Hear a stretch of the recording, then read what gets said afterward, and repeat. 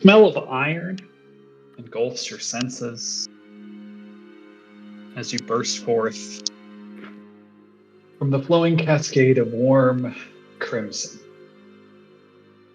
Only seconds ago, you were traveling blindly through the swirling fog, the sounds of a full-scale war washing over you.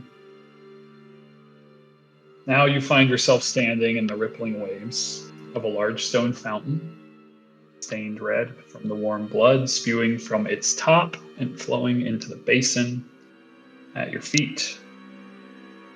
The fountain sits upon a pile of rubble, mostly chunks of crumbled stone, though some wood, cloth, steel, and perhaps bone can be seen interspersed throughout.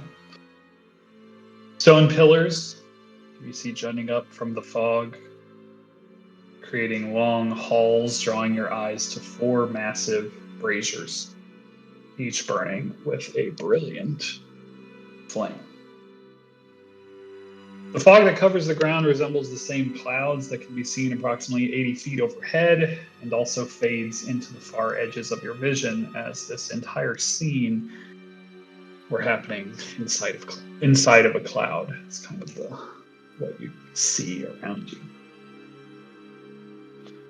Also of interest, as you're all have blood streaming off yourselves, wiping the blood over yourself, is the form of an invisible humanoid, though the soaking blood streaming off the invisible form kind of betrays the invisibility. You can see this invisible, perhaps elf, a few paces away, seeming to clumsily climb down off the fountain and into the pool. And as you're taking in all of this, you can hear that distinct sound of gargantuan wings growing louder with each beat from somewhere in the distant cloud cover. Just to set the tone, it seems that you have we'll say, randomly predetermined by a 6-sided cube number of rounds before a gargantuan creature arrives. Who's to say what that creature may be? As I look at the scene, which I will pull you over, a number of you seem to be in a bit of a state. Oh, and then I have these really great quotes that I have on the screen from the end of the discussion last week, which I just thought were fun and relevant to the.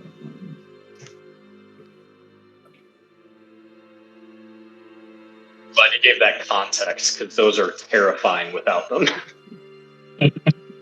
This was, I think we were talking about kaiju and Godzilla, and just, thought they were pretty good quotes.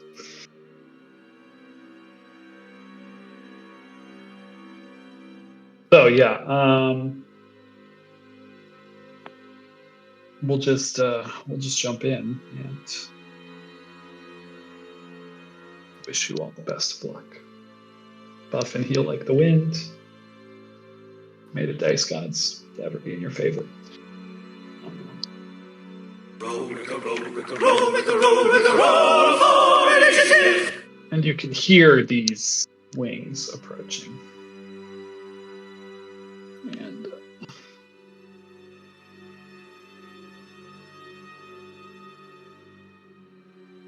Are we supposed to roll initiative? yes, roll it up. Sorry, I missed it.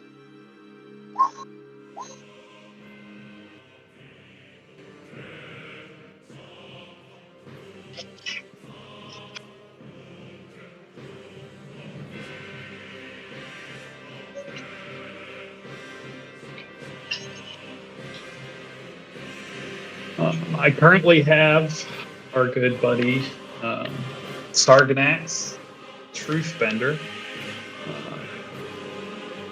on the map because his blood-soaked form is kind of betraying his invisibility. But he is, as you can see, apparently here too. The rubble surrounding the fountain is just a big block of difficult terrain, treated as such. If that affects you, it's just a kind of crumbling thing that goes down. Oh, just like a small slope of maybe 10 feet to get to the ground over the course of that 15, 20 foot movement. And it's just loose rubble of all manner.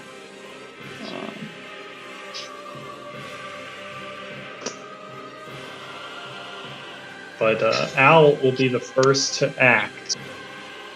And as I said, you feel like you have a number of rounds before whatever it is that's approaches. So do with that what you may. Can we tell what direction it's coming from? Yeah, if you want to make a perception check, Aruni. Not a bad owl to make one. Yeah, you get the general sense.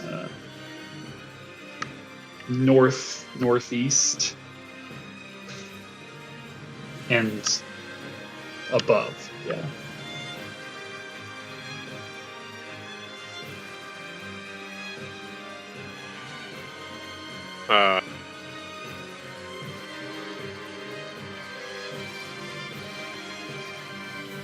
If this foe is what I think it is, we should spread out before it arrives so that we all don't get caught up in its breath. And I'll simply...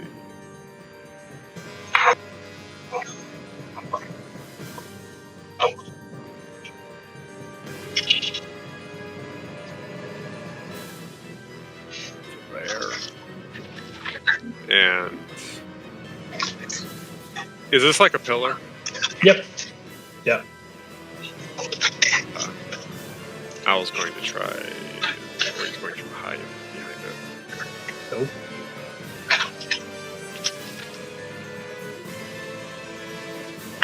So, if you want it. Love that.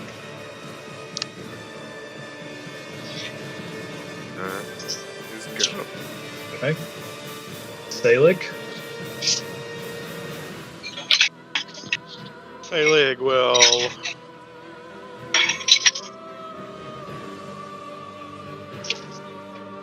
pop his friend. Probably still distrust him, but wants to stay alive.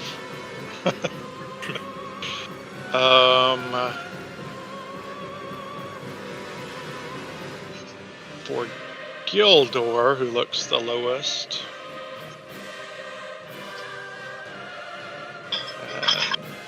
Give him one of those. Ooh, thank you. The dice god's not in your favor there. Nope. Not very good.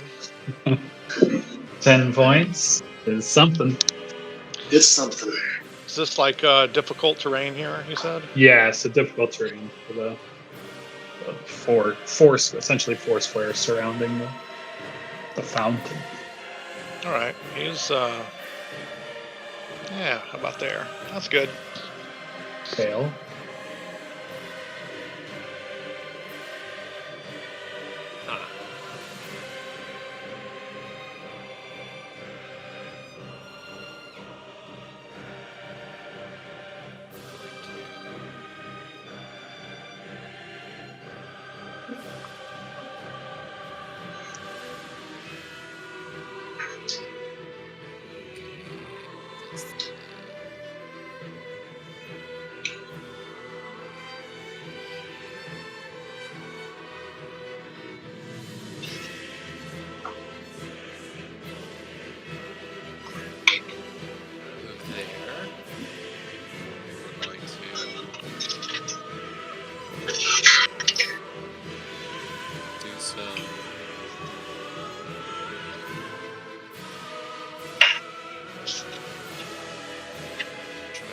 Rusty. Classic.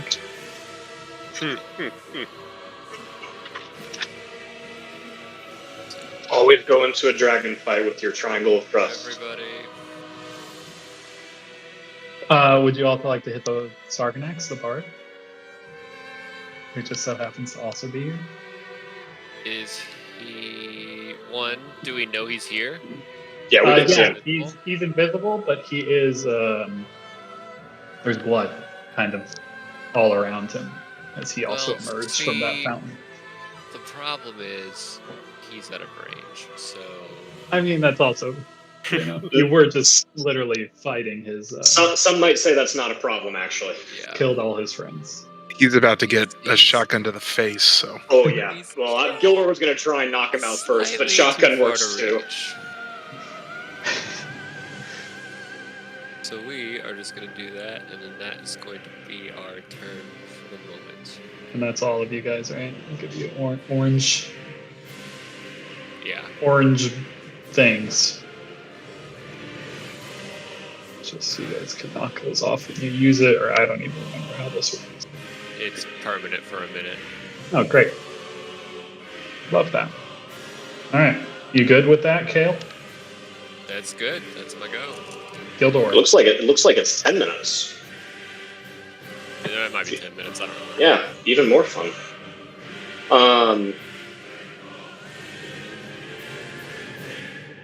Gildor is going to move there, and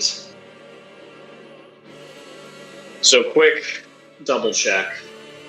Gildor knows this timeline is doomed, correct? Generally speaking, yeah. Yeah, and this mofo was definitely trying to kill us. Some would say you were also trying to kill them. Yeah, they fired the first shot, though, I think. There's only one way. It's the first shot. Yeah. Oh, that's true. She turned into a mammoth. I forgot about that.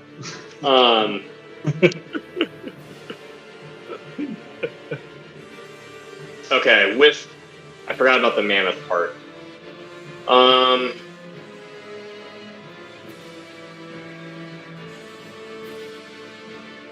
I'm going to take out my hammer and try and knock him unconscious. Love that.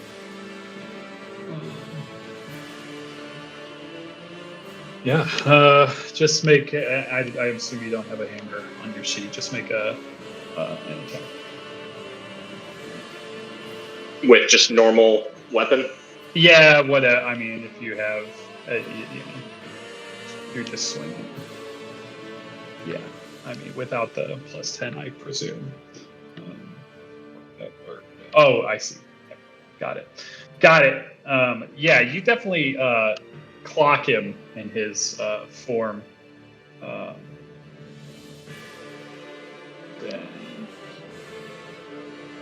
And he does stumble, but he's kind of in this state. He does take that non-lethal damage, but he is still seems to currently be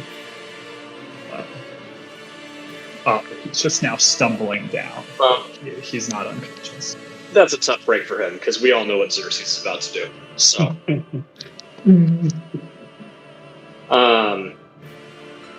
I'll just move there to finish my movement, and just say, "Oh, we meet again, huh?" And we all know what's coming, so enjoy Xerxes.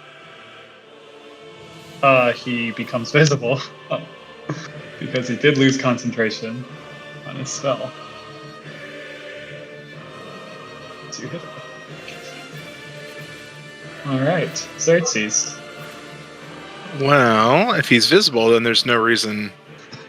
There's no reason to shotgun him. Plus, a cone makes it difficult. So we'll just.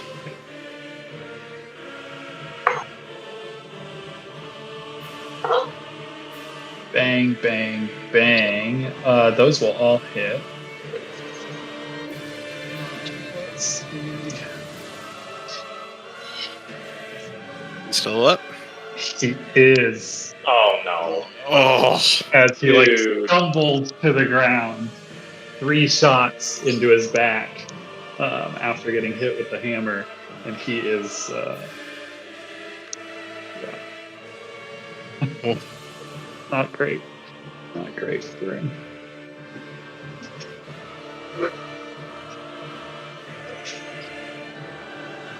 well, that's the turn. I tried. I thought for sure actually I'd kill him. Yeah, I thought you would too. I wouldn't have stood there had I thought he would survive.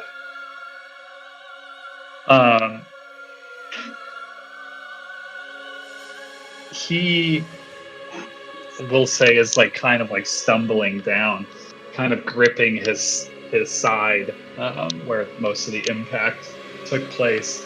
Blood kind of coming out of his mouth, and he just starts to look around. He sees Gildor standing there, and he just starts crying. He just starts bawling, and he curls up into the fetal position, and he's just he's totally panicked, and absolutely you can tell he's just horrified. He's scared out of his mind and begins to panic. His turn is getting into the fetal position. Owl, it is your go. You hear the sounds get a little louder as 6 seconds have passed.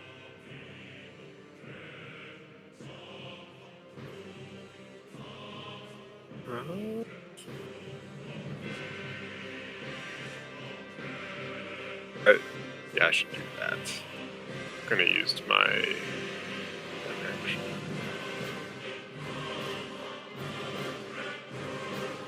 Yeah, I'm gonna use my Dragonhide belt to regain some key points.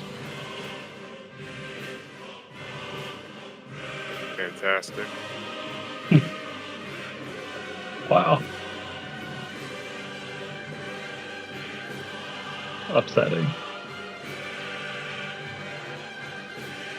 If we're actually fighting a dragon, we're in trouble. Because the dice clearly are not on our side.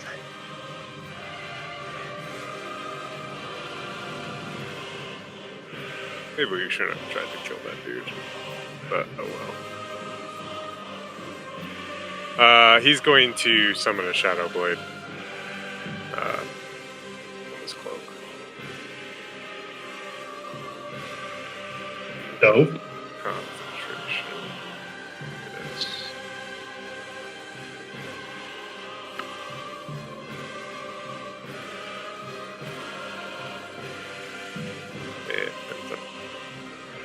If he didn't already, he'll point out to his party members where he thinks it's coming from. Love that.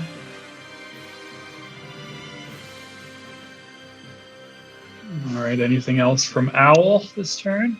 Oh, that is it. Zalik. This time I will hit myself with a little top off. That will pop off.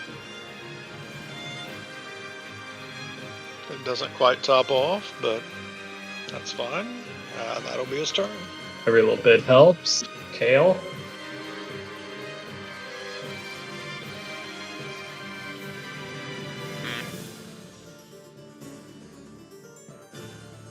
There's not much.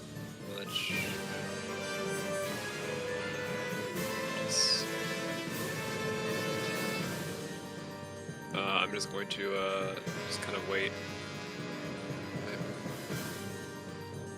Because I'm going to stay near people. So yeah, nope. I'm going to just hang. Okay. Which direction? Where sounds coming from? Alley man. Alley man. It is North by north. northeast. Yeah. Mm-hmm. Okay. So cool. Then I'm yeah. We'll hang. Yeah, we're just not gonna move. Good. Turn's over. Gildor?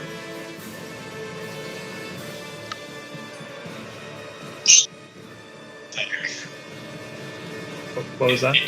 I'm just looking down at this pathetic individual who's crying in the fetal position. Yeah, he is. Not really sure what to do about it. Just laying there amongst the rubble. Mm-hmm. Soaked in his own blood and the blood from the Yeah. I'll kind of look at Xerxes like,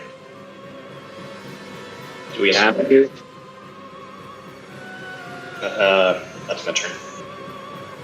Xerxes? Oh, I'll keep on moving.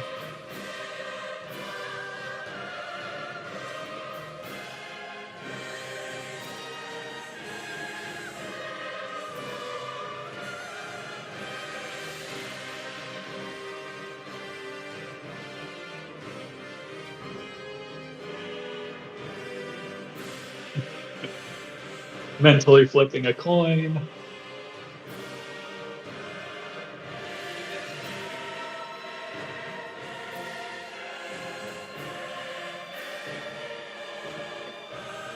Ugh.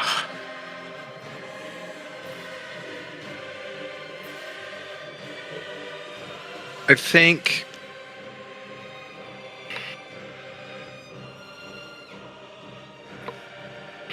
in that moment, just coming through, seeing all of his friends die, except for Selig, understanding that the challenge coming, he doesn't want to fight a battle on two fronts.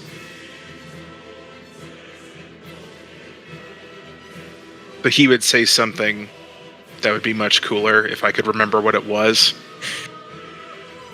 But he would essentially sarcastically say the Sargonus Creed.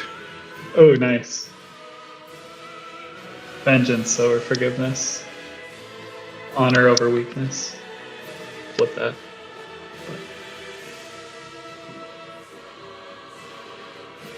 Well, you only needed one.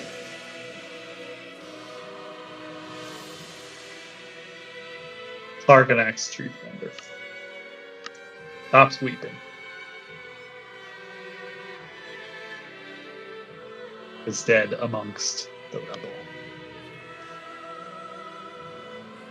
He'll turn his eyes to the northeast and end his turn.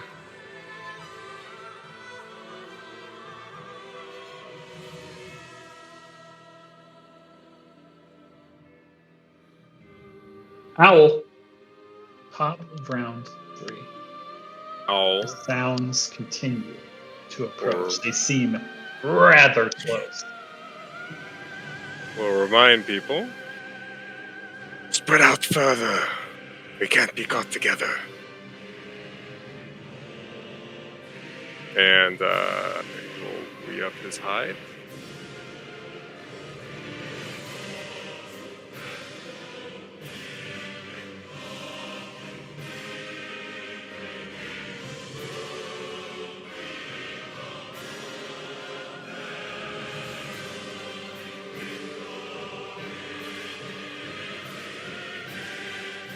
And then hide.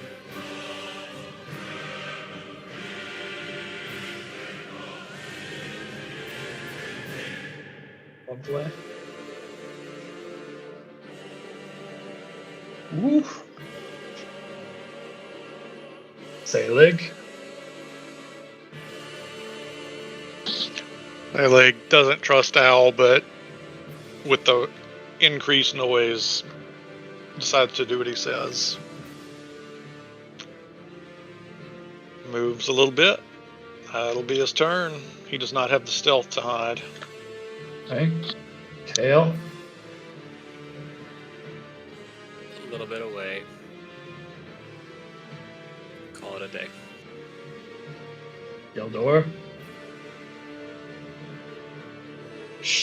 We came up from out of the fountain, right?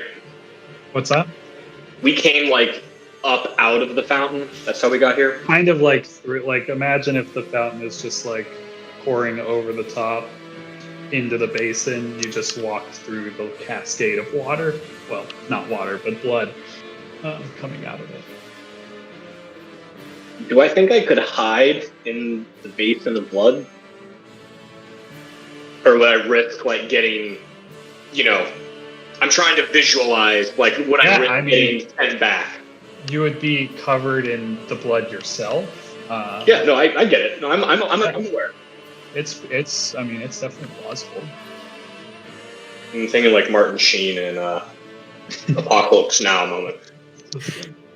Yeah, pretty much. I mean, yeah, it's also deep enough that you could. That's what I'm asking. As long as I'm trying to, like, as long as I'm not worried, like, I'll get, transported back. Gilder's gonna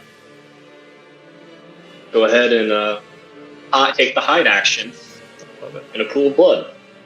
Awesome. He's seen worse. Yeah, there's nothing not incredibly cool about that. I'm into it.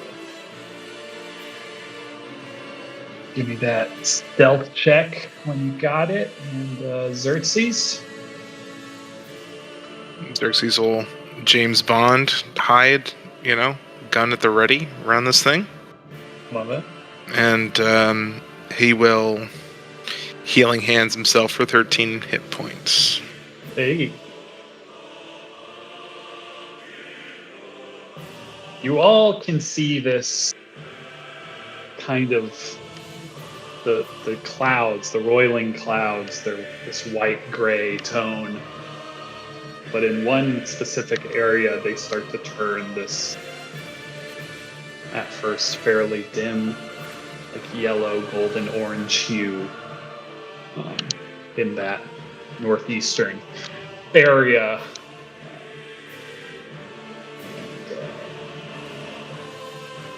Some initiative.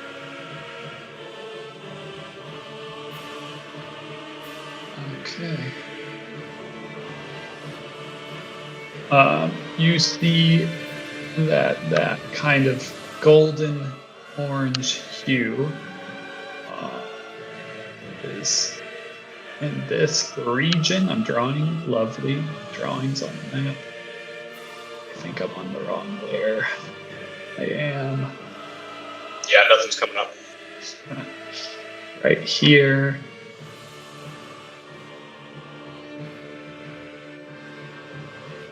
Should be able to see those now. Squiggles. They're zoomed out. It's about 40 feet in the air. And it's just like this massive 30-foot area that you can just tell. And there's like a dark shadow behind it, but like something illuminated seems to be about to burst forth. But has not yet. Okay.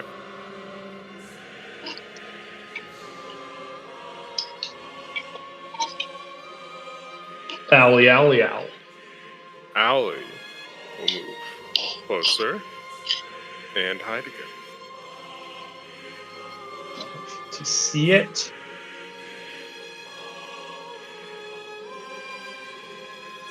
Selig.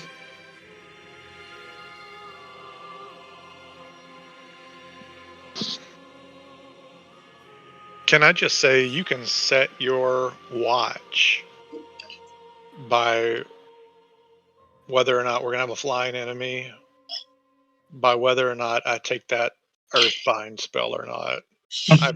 I've 80% of the time I have that thing.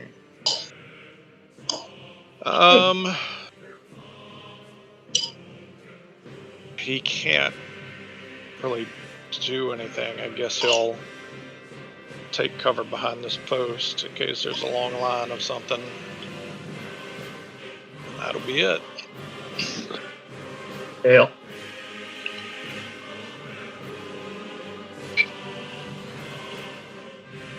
We're just waiting.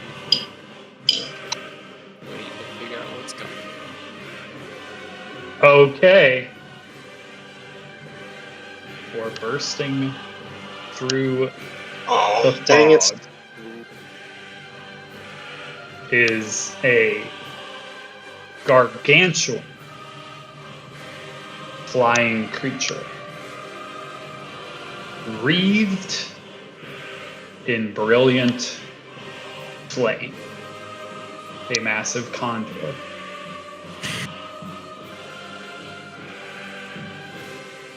That looks like this. Burst through. And it is massive. Like its token is its body, its wings go out. Just so. The thing is huge.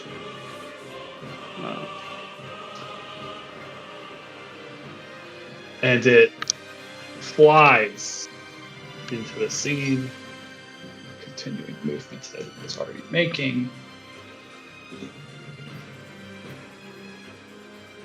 Swooping can get to there with its finishing that movement. Delete that shit that I have up there.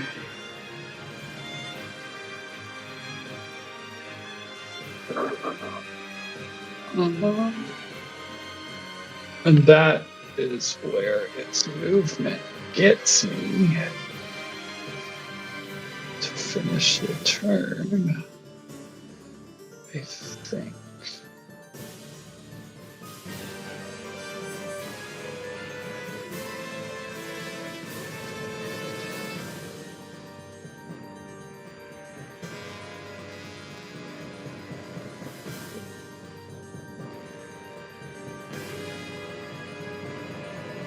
Yeah. All right. That's its go. All it can do.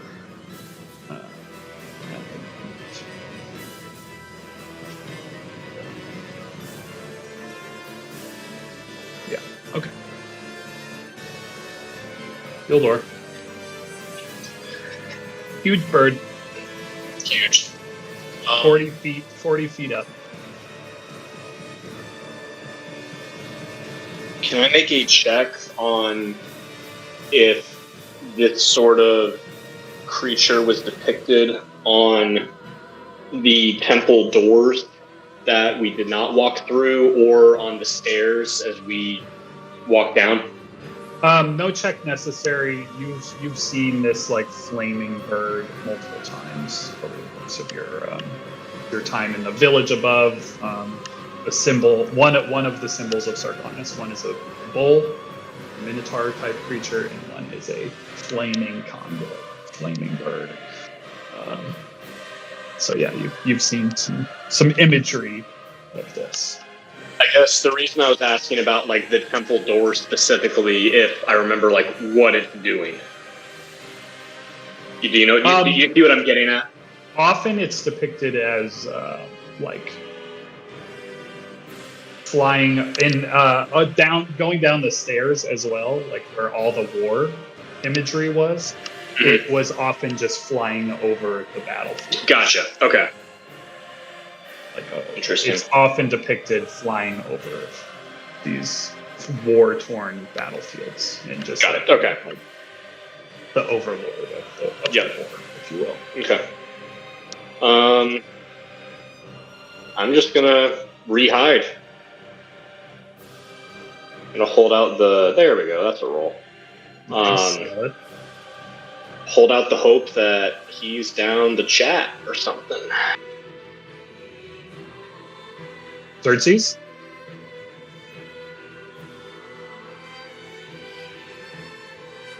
I always struggle to get tools to work. Can someone help me? Just how far away am I here? From Birdman? Yeah. You're within 60, I think. 60.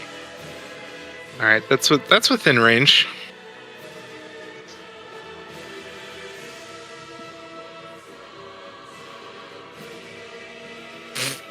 Alright, well. Bang, boom, bop. Wow, they just get better there. Can I guess I have no reason not to. Just in case. Triangle of Trust, that first one. 19. 3 hits on the giant bird of doom. I look forward to getting clawed in the face. Looking pretty rough. Looking pretty rough. Yeah, that's how I would describe it.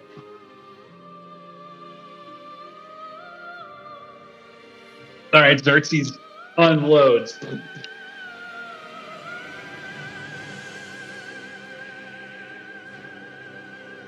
Owl.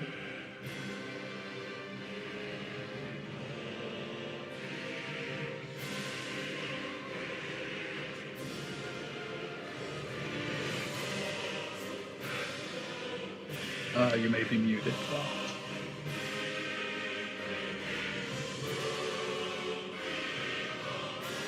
Probably so.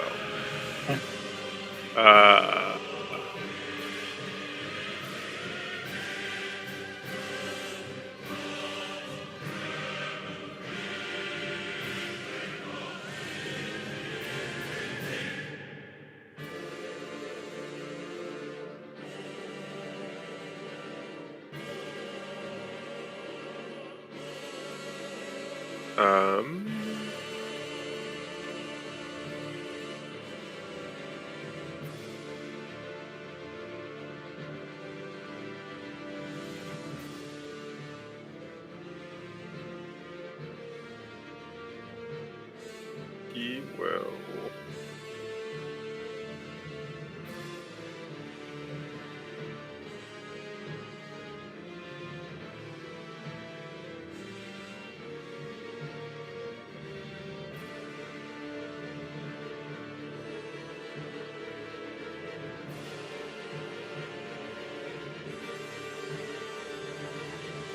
If I fly towards it, and I was hidden, would that still be like a surprise?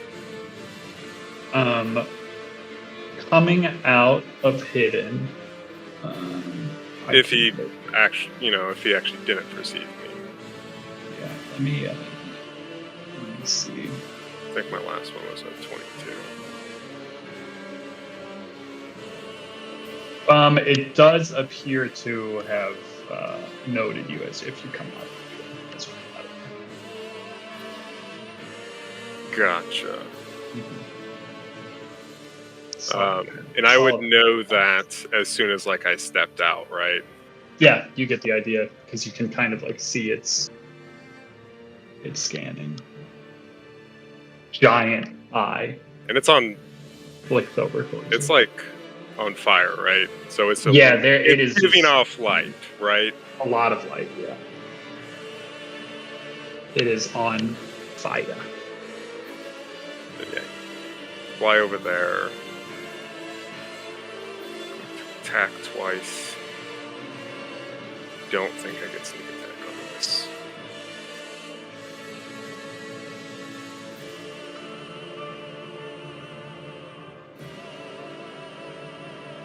Ooh. Ooh. Critical You wanna- threat, critical threat, You want to use that 19 on the confirm? Or critical threat. We can use the 19. That is a confirmed crit. Guessing. Spartan roll. Oof. No one isn't within 30 feet. So far away. Oh. Big map. Big map. Got the solid dam though. First attack.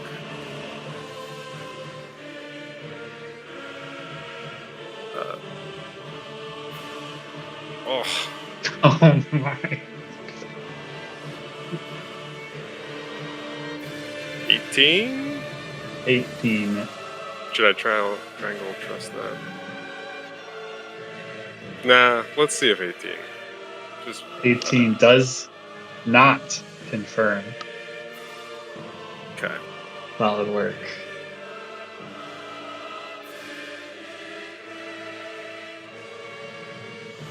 And bonus action, spend a key point, and we'll take the step of the wind dodge action. Cool. There's something just very epic about a little owl flying up to this giant thing and just stabbing him with a sword.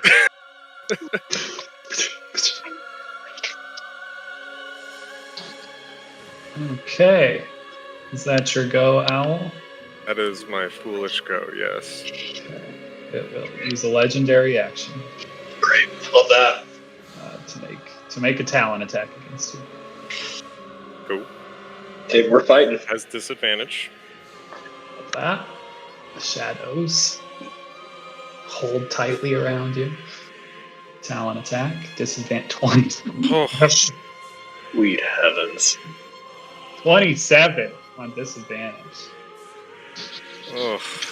His Well, plus to well hit done. beats my armor class. I was gonna say we got low percentage chances here, boys. All right.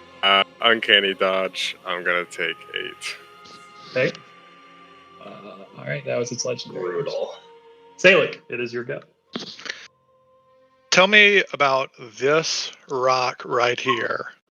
Oof. Most importantly, the size of it compared to the size of a kobold. Yeah, I mean, there's all manner of different sized rocks. You can find small rocks that you can hold in your fist, and there are also large, essentially like boulders. Yeah, I'm looking Yes. for a boulder that would be Selig sized. Yeah, absolutely. There's bound to be one that's the size of Selig in there. There's all manner of sizes. He's going to take his movement to there. And you see him as he slowly just kind of almost melts into the stone itself and disappears. See ya. Selig vanishes into the stone. Good luck, everybody. Godspeed. I got the hell out that first time, and I'm getting the hell out again. Yeah. All right, Selig is a stone. Both bitter and jealous, I think, is what my reaction is. Anything else can you do from that your form as a stone? You can no longer see what occurs outside of the stone. No, he can't, but he is only staying in there one turn. He knows that. And he can technically You remain aware of the passage of time. I love that. It's just cast spells and stuff in there. like, just like so in there. All right, beautiful. Selig quickly melts into stone. Multiple of you probably don't even freaking notice him doing that. There's a giant flaming bird. A little busy. Okay. Second legendary action, it will make another talent. Against Owl. 18 to hit. This is. Oh! It's upset. You can't tell it's upset. It's a flaming bird. Kale.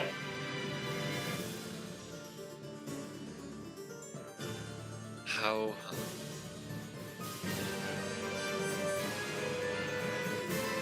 Scroll.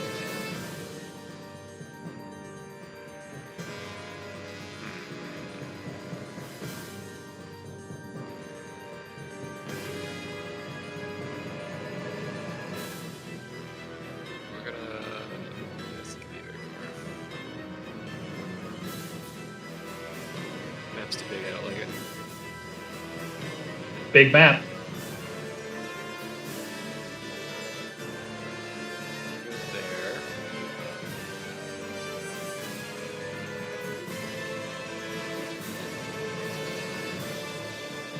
You could have swore Selig was over here seconds ago. Could have sworn.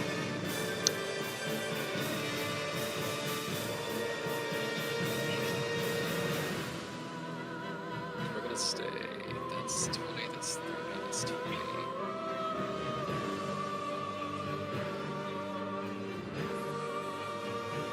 God, that's dangerous. Yeah, that's...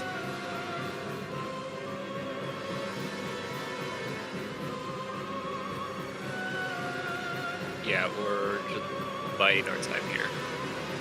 Another round. Alright. It will use its third legendary to make a Talon attack against my good friend. Owl. Hates other avian creatures. 19. It's gotta be close. Unless I can see through magical darkness. It has blind sight. We encountered this last time. Blind sight didn't. I don't think blind sight does. It's We were. That's right. I think it's literally last session. I think it was only true sight. True sight. True For sight magical. or something that says it sees through magical. Yeah. Correct. Yeah. Okay. It's only blind sight. So it's Alright. like invisible. It can sense. But, It misses. Then. woo! Woo! So let's go.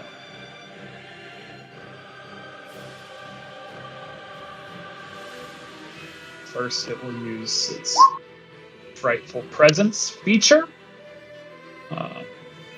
Each creature within 120 need wisdom saves. That is probably except Salig.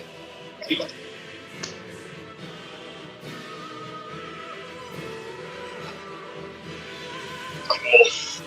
Looking good. Solid work. Solid work.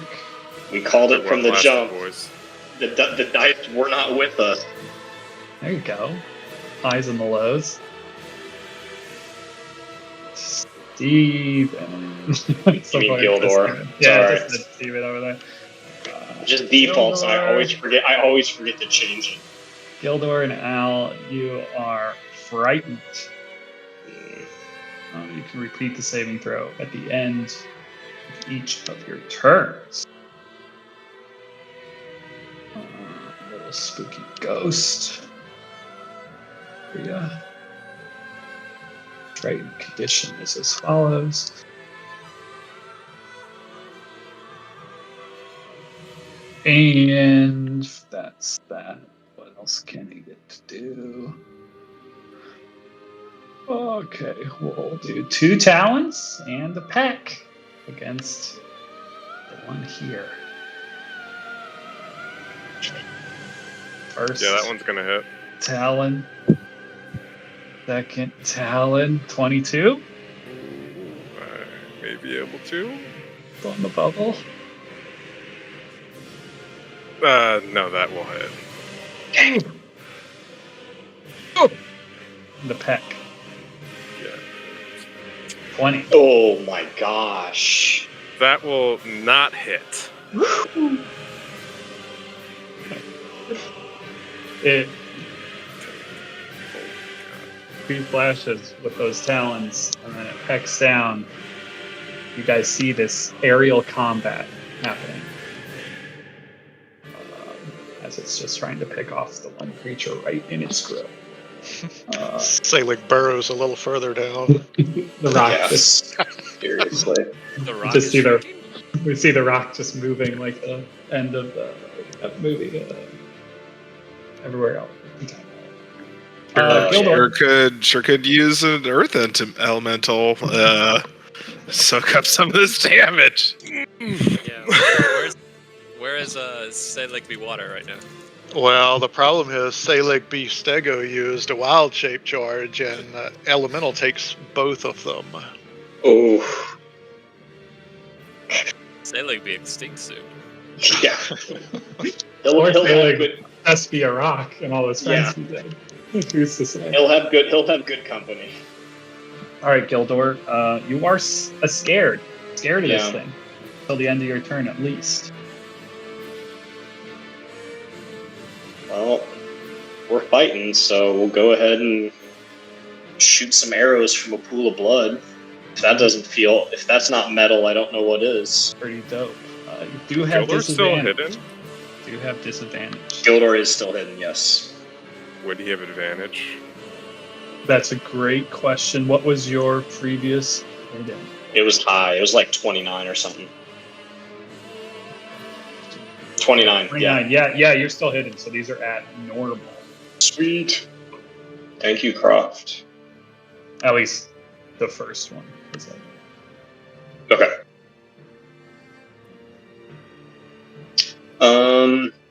We established 18 hits, right? 18. hits. Yeah. Okay, I don't need to trust tree it. Yeah, and I'll just let triangle you. will trust it. I'll just let you know. You can just uncheck blazing bowstring. Yeah, I figured. I saw that pop up there, and I was like, "Oh yeah, that's not gonna matter." Yeah, we won't be needing that. Okay, solid strike. It will be aware of you on the next one, but Okay. that's all you needed really is the one. Get your sneak in there. Mm-hmm. Nice. Still hits. And I will Solid strikes. use my bonus action to hide again. I shouldn't have disadvantage, so 29 again. Okay. And then Wiz save. Yeah, wisdom save as you sink down. Gosh. Still frightened. Alright, it's my turn.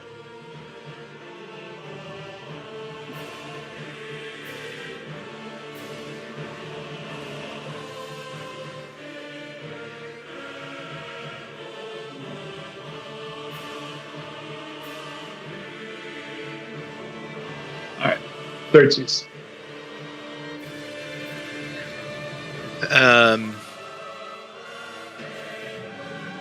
Sensing the dire nature of the battle,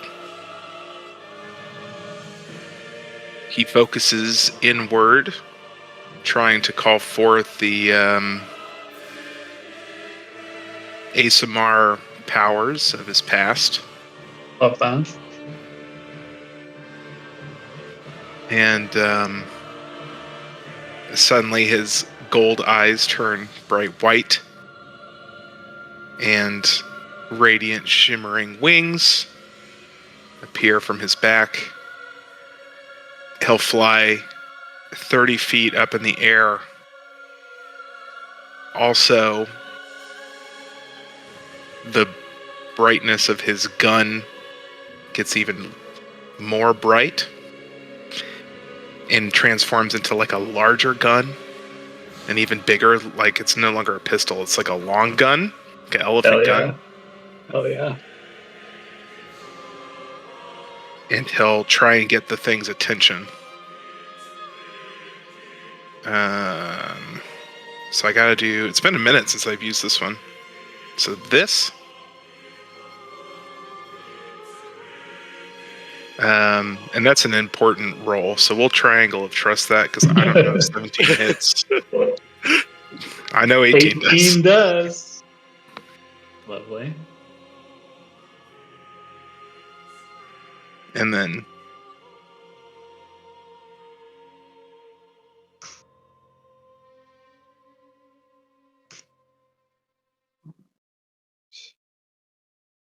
the 17 that will miss on the second attack. those were actually 3 terrible rolls. Did you try to go trust any of this? The first one. He did the first one, which was good because it had the extra damo. All right, Xerxes is now flying. Anything else, Xerxes? No, sir. The weapon, radiance, pure radiance. Do have its attention. It will legendary action, beating its wings furiously.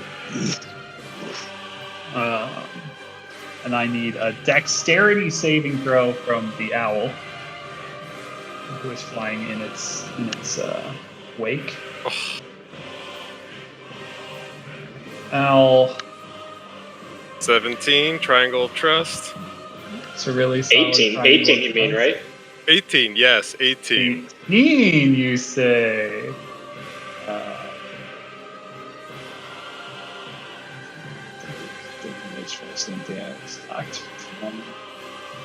You save. You kind of ride the wind in this like kind of barrel roll. What barrel? Triangle of Trust. Triangle of Trust. What a freaking roll. 3 on the die on that save is brutal. Freaking awesome. I'm having brutal. Aside from that one crit, it's been bad rolls. This is where you turn it around. All right, cool. It then flies up to half its flying speed. I'm sure our last actual rolls were 4, 4, 4, 2, 3.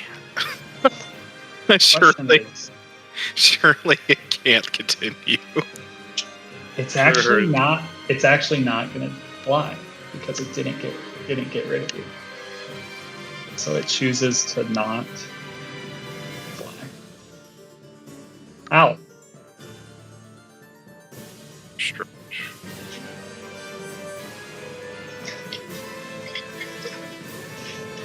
But I was going to cunning action, disengage, and look at that pitch. Will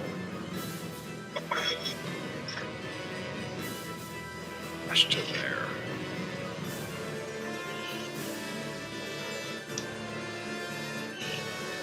Owl flies the F out of there.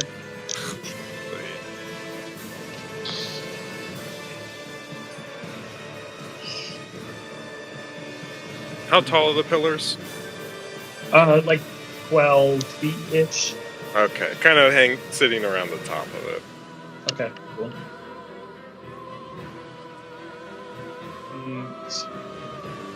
Salic.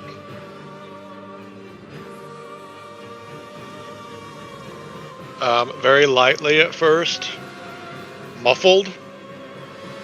You swear, Xerxes, that you hear a very familiar sound of a hand accordion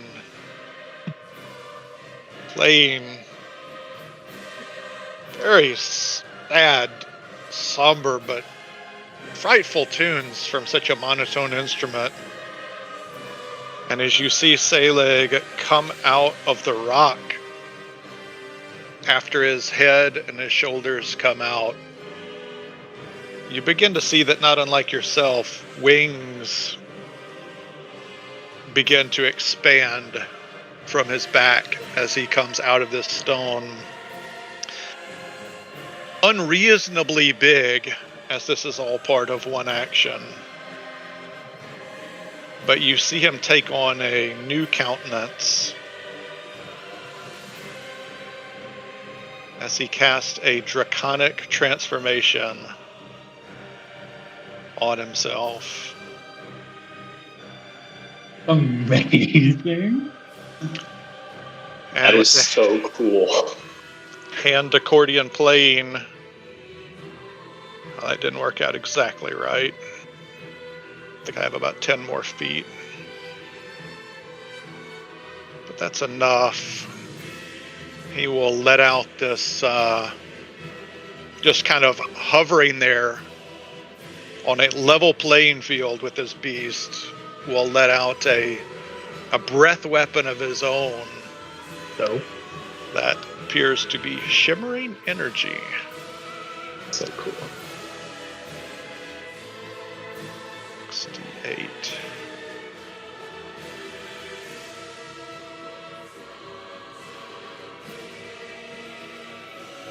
Deck save. Deck big save. boy. 8. So 19 points of force damage.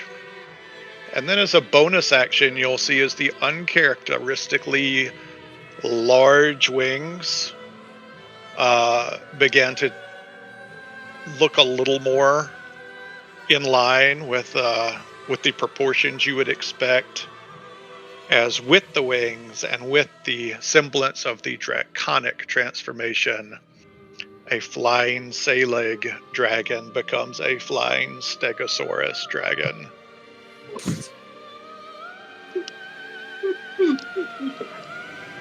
Amazing. Our entire CGI budget for the season is going to this episode. You've absolutely. And I'm not blown mad the about budget. it. One lick.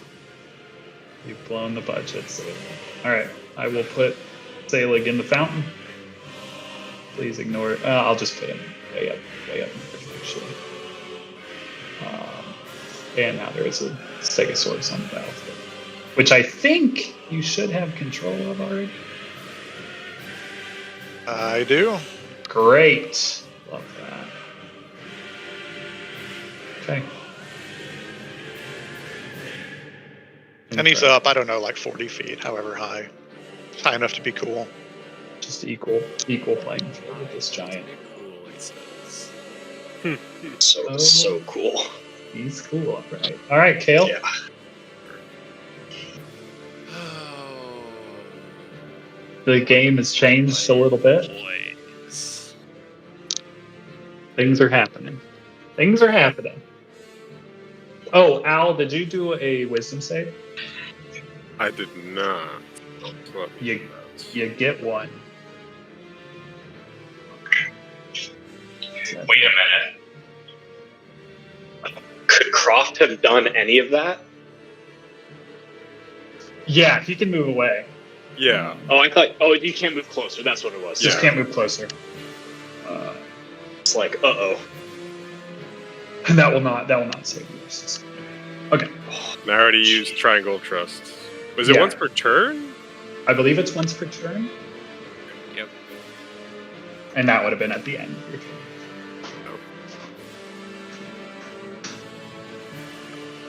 Well, the other one would have been. Was a reaction, wasn't it? Or because you were deck saving? It was legendary Oh yeah, before my you turn. you used it. Yeah, so it'd be before your turn, so you can use it. Yeah. 18. Does not save. Still Okay. scared. Jeez. Still spooked. Super scared. Okay, so it's different DCs. Yeah. It's very, very intimidating, this big monster. Okay, Tail. Dashing over to Al.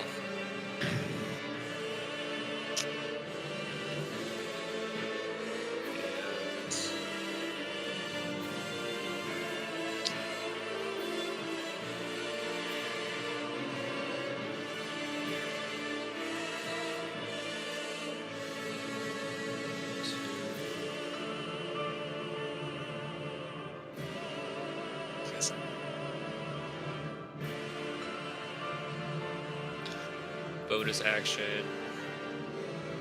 Everyone else is glowing. Why not him? Going to take on his starry form.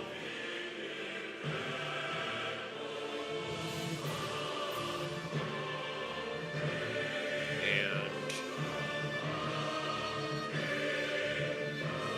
that will be his turn this round. Alright, we got a starry tail coming on. We got a giant Stegosaurus. Got all kinds of fun shit. It will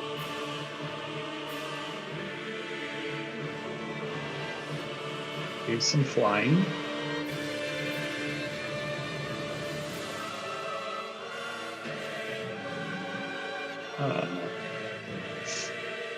Flavor kind of takes this wide arc. Where can I get?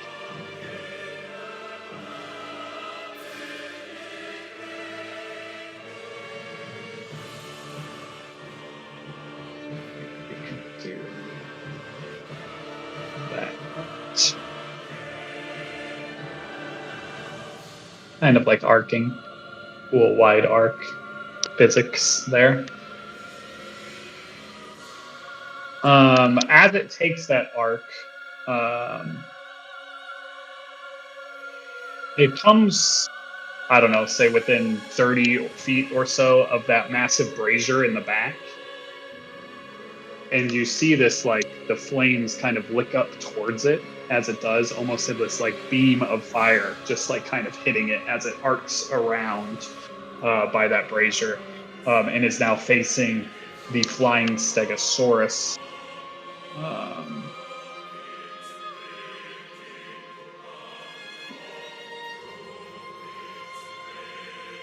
As it kind of opens its gullet, head angled down towards the Stegosaurus, and lets out a horrible bout of flaming, rolling breath. And I need the Stegosalic dragon, and Xerxes, who would also be in the cone, to make a dexterity saving throw. Ooh. 26. Asian, I'll take no damage, thanks. 26. That's a charisma. It's the same as a Stegosaurus dex. All right. Ouch. Does dragon? Yeah, does the dragon Stegosaurus have anything to say about the dex? All right. The Stegosaurus will take full. Xerxes would take half, but he's a boss. Is also resistant to fire damage. Also, Yeah, this big bird don't know there's that. just Yay. A lot of D6s. A lot of D6s. This would be really fun to roll in person. I would need more than 2 hands to roll this many D6s. All right, 18 D6. 59 points of damage. Fire damage. That is almost all of it. And he will...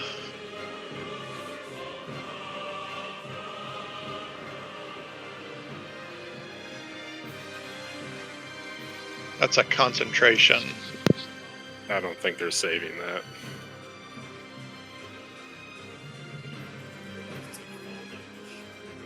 Yeah, half 59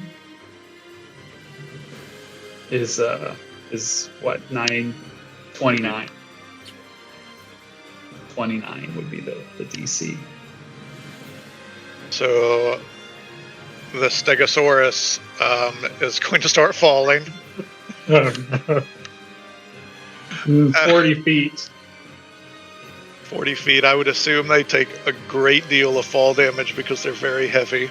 You know, it's the terminal velocity. It's only 3d6. Every 10 feet, you get over 10. 3d6s, so a couple more d6s as you fall to the earth. 14 more. He's got one left. Hey, all right, it's still doing the job. Oh man. That is Sargonus avatars.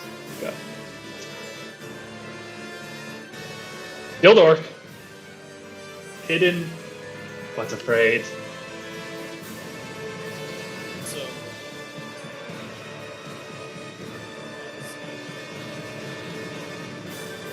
Just eyes just above the... You're a little quiet. Coming in very quiet. Not sure. Wahab. Now I can. so as I was doing my comments, I see You're a little quiet again. Yeah, I mean, I heard what you said. You're just very, very quiet. If you It's like the right-click mic's on not his near your screen, thing. you can turn up his personal volume. Yeah, I've got it very high.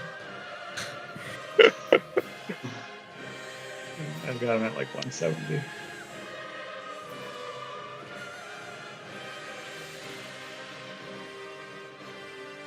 Yeah, I'm not sure if the mic was just obscured, but because you were still coming through, you were just very quiet. We could hear you there.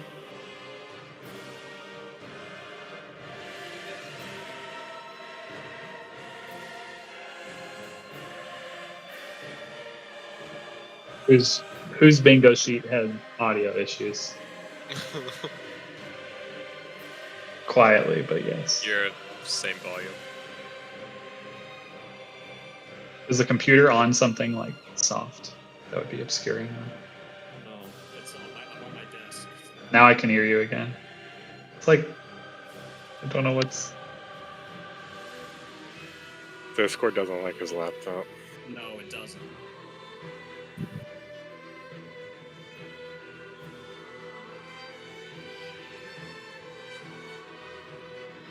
Can you hear me?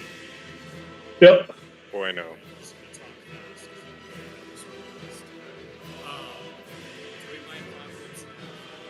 Yeah. Yeah, I mean, you can see the battlefield from where you are. I don't think your eyes are obscured or anything.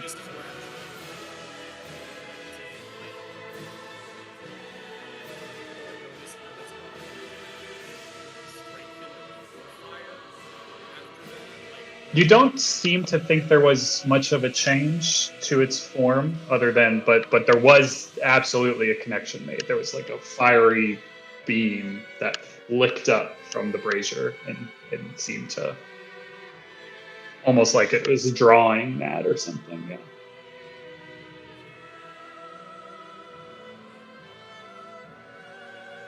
Alright, well, I'll just fire as normal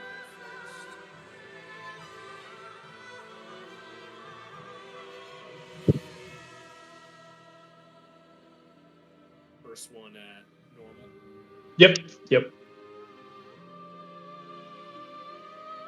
That'll hit. Now disadvantage. Yeah. Are you wanting your sneak damage in there? Can I? I think it triggers. Because he triggered me because I was next to him before. Yeah, there's no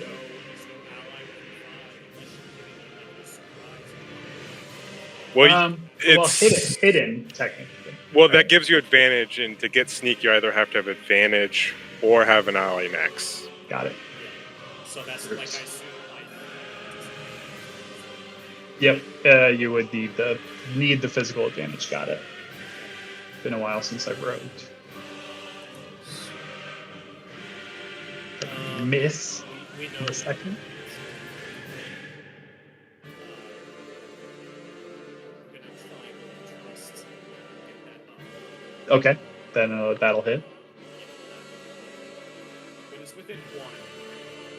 Got it. I thought you had one more for whatever reason. No, so just two.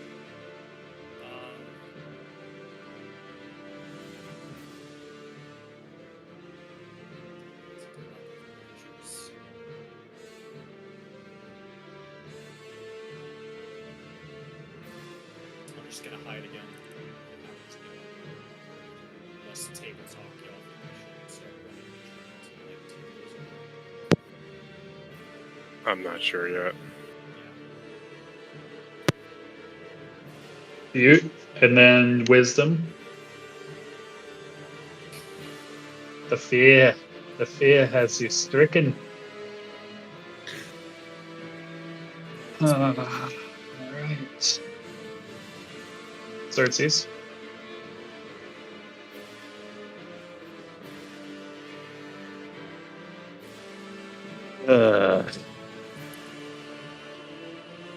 Bang. Oh.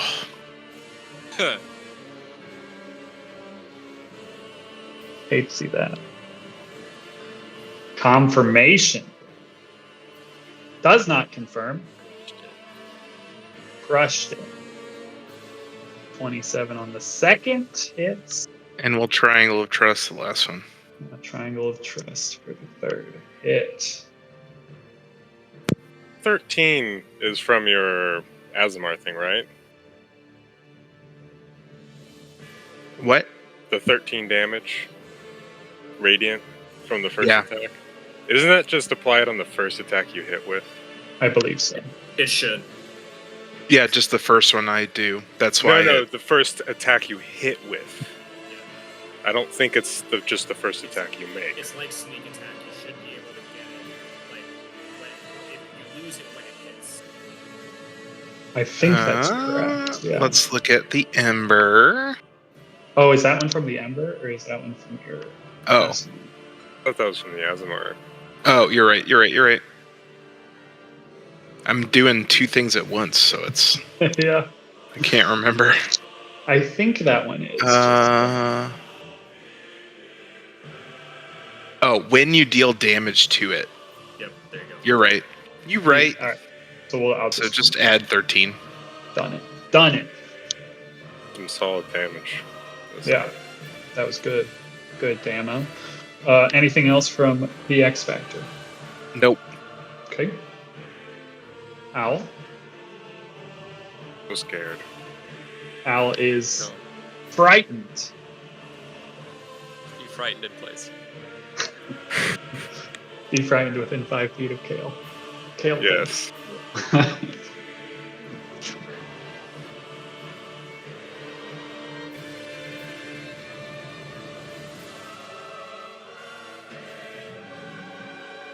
Owl is going to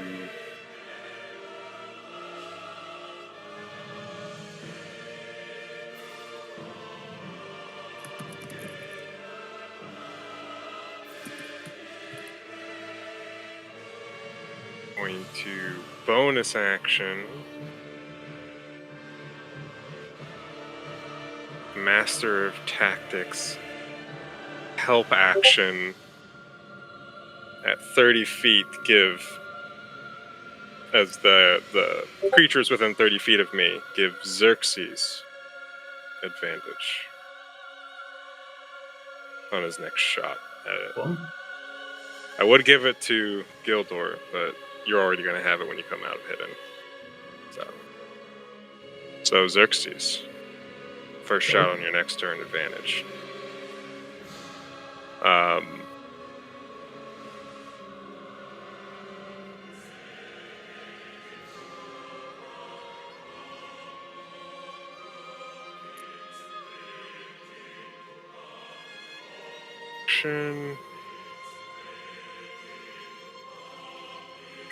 Can I try and hide behind this pillar? Yeah. I mean, you're obscured. You can absolutely attempt. Okay. I guess I was flying before, so he drops down to Kale and hides. Good.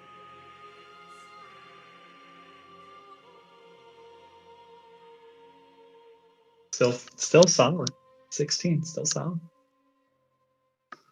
Not automatic failure on a critical skill check.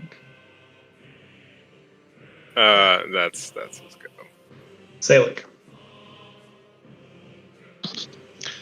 How high up in the air is he? He is 40. Okay. Sorry, I should know.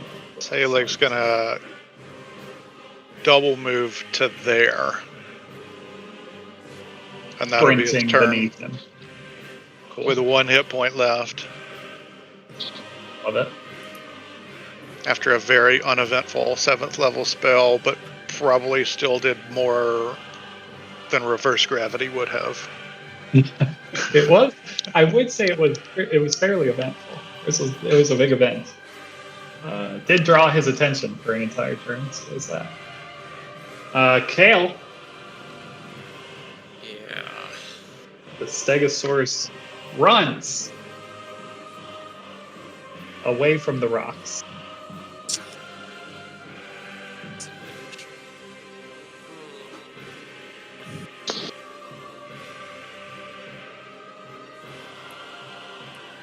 Okay.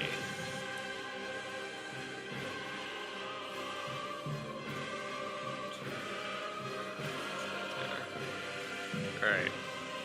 So.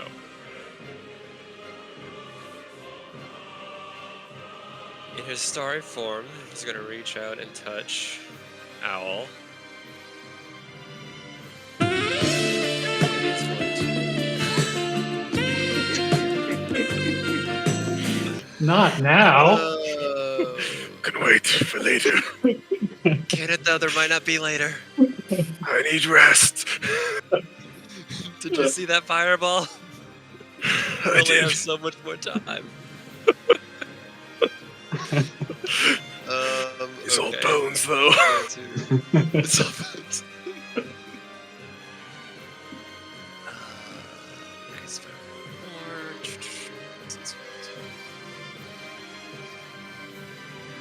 Alright, cast Cure Wounds.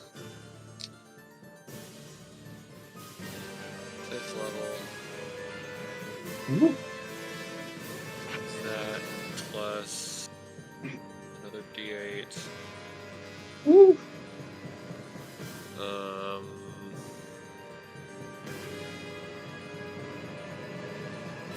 Plus that plus 5 for my wisdom modifier to that 8. Oh, So 25. 38? 38. 38. Thanks, kind.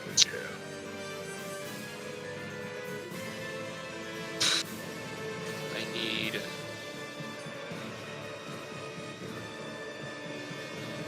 That to be a bonus action. That's not. Someone test this thing's wisdom. For the love of God.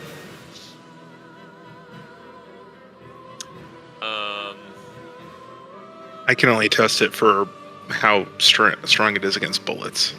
Yeah. Or arrows. Which it seems to have been pretty good at, because I've hit it a number of times. It's gonna back up. Yeah, you're bringing the deeps. 20.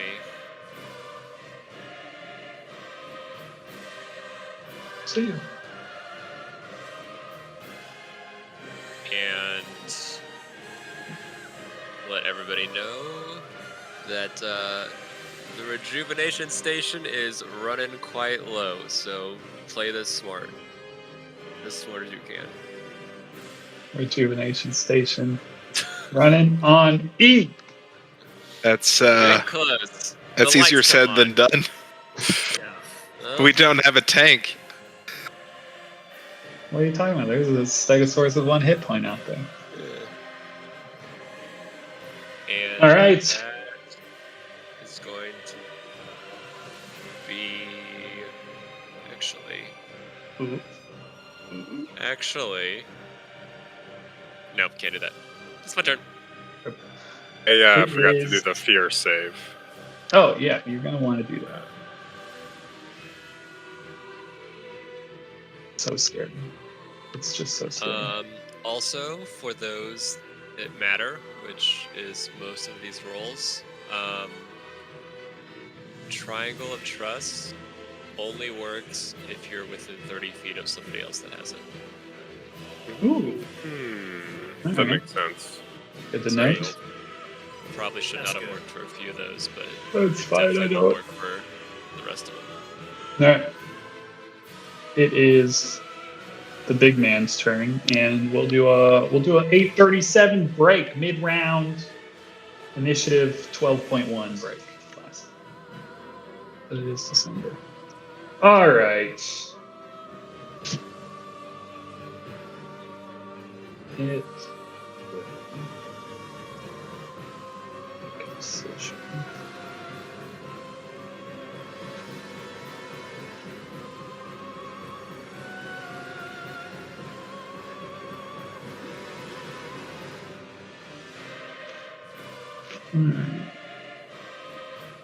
All right, Xerxes. Its decision is you. The bullet bringer. I mean, I probably deserve it, to be honest.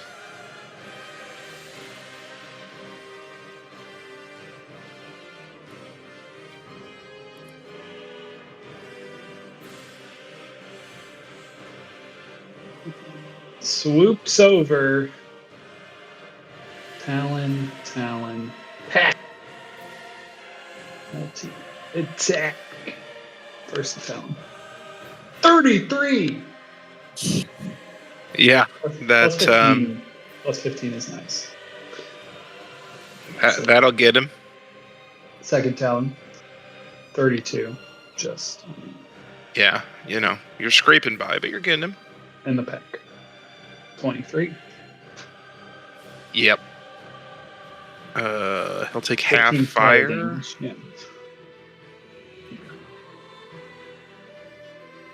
Now there's another aerial combat on the field. That's its turn. But now it is in range for continued harrying. Gildor.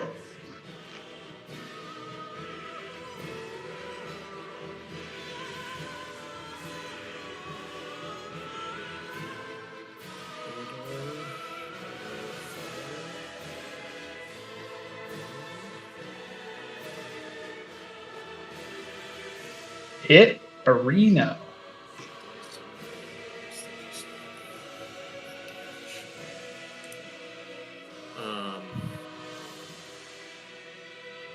Then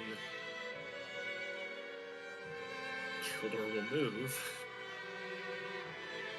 to there. I mentioned that, right? Yeah. Kildor will move there. And I'll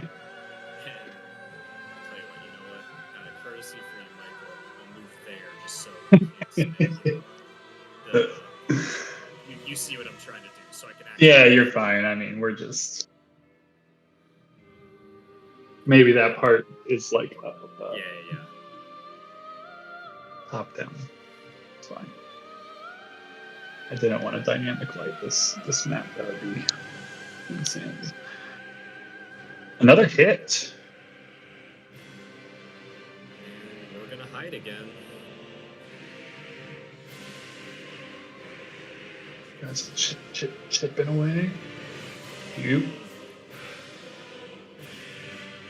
One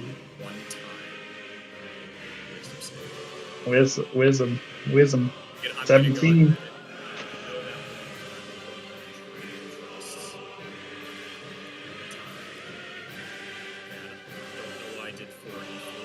I mean, you got the 4 on the first roll, and that will 21 will save.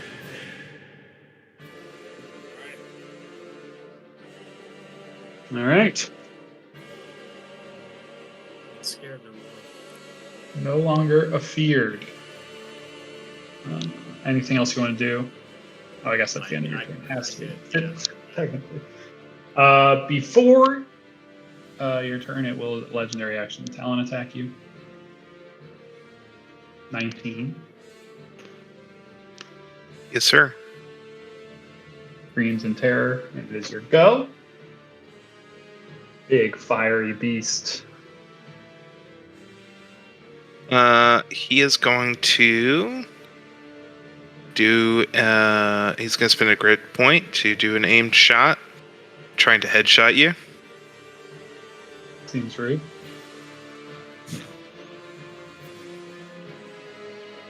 Critical threat. Tide is turning. Confirmed critical. Come on, baby. Come on, one time. Additional weapon die is great. 2d8? Was it just 1d8? Why it's just 1d8?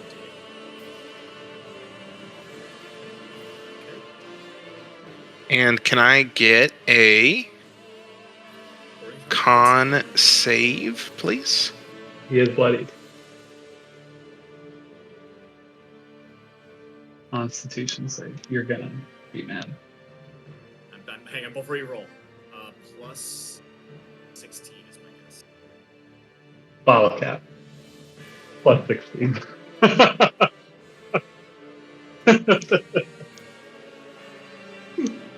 It was worth a shot because I'm gonna die. It was. I needed a disadvantage on attack rolls to try and get out of there. Would have been incredibly nice. All right. Well, we just keep blasting. Keep blasting, baby.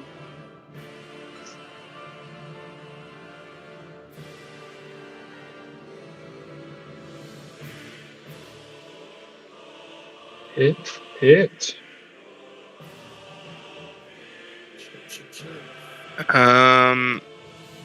And then sensing that the end is near, Xerxes will land on the ground. I guess that would probably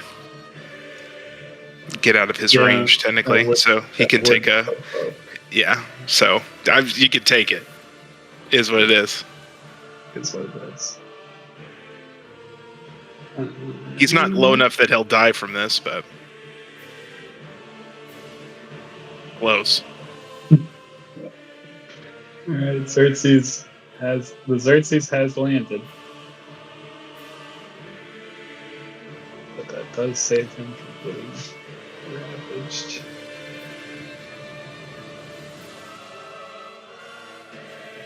Oh, sorry. Ow. So, I magically teleport. Mm-hmm. Can I do that to get closer? I don't think so. I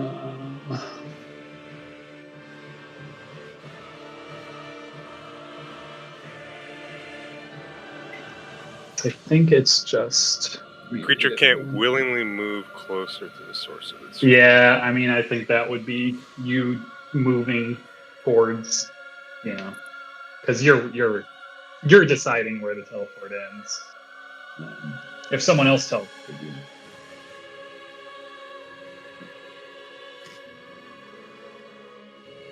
With the fear. The magically compelled fear just doesn't allow you to get closer to it.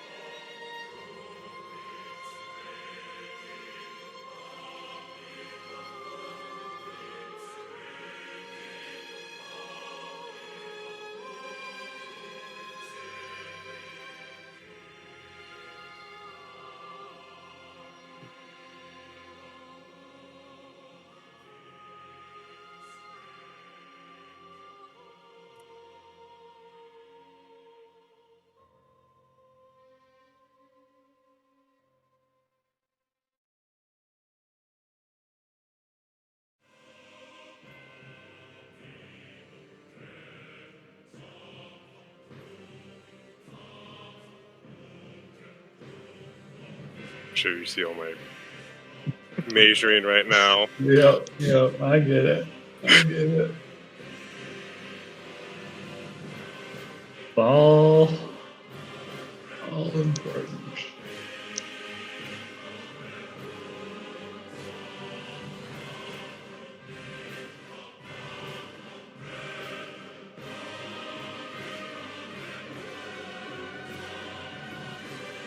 I think I can teleport like there. Yeah, that's perpendicular or whatever, parallel to where you were. Actually, You can probably be one step closer. yeah. Take one step closer, and this.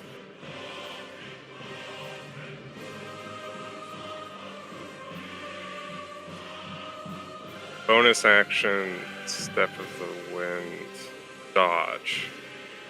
And when Al does that, he holds up the sword, or the needle of matrons, and give an ally within 60 feet of him the dodge action as well, giving it to Xerxes.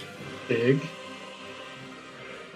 Xerxes is immediately ready to cartwheel his way out of there. Look out for the giant bird, dummy. And will hold his action if the bird comes within range. Love it. And that's his go. And we'll make a wisdom save. Busy.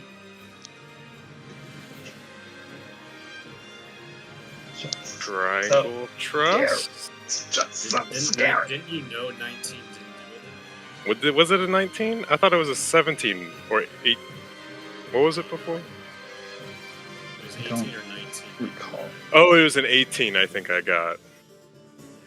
Because an 18, Yeah, 18 So beat the other one. Did beat the wing attack. Yeah. Oh well. 16. No. Still scary. Alright, Stego Salig. Stego Salig has made so many mistakes, starting with trying to be cool to that mammoth and not saving the frickin' fire elemental form that would be just impossible to damage from afar here. And by running up to this brazier, which he thought was the only one in the entire place, but is obviously not. Incidentally, he will take a quick glance at the brazier. Does it look like one of these three things would help? One, does he feel like he could hit it with his tail and like knock it over and put it out? B, if he were to transmute this rockets on into mud, would it sink into it and go away or just sink a little ways? And the third one doesn't really matter because there's 4 of them. So he wants to do a check on those 2 things. I mean, you don't need to necessarily do a check. You as a Stegosaurus, you feel like you could knock one of these braziers over pretty easily. You could break it, like swinging your tail into it, or just like charging your large body into it. You could knock one of these over. The mud is also, if you could transmute the stone into mud, you think that would also destroy the brazier. I think as a Stegosaurus, you probably throwing your body into it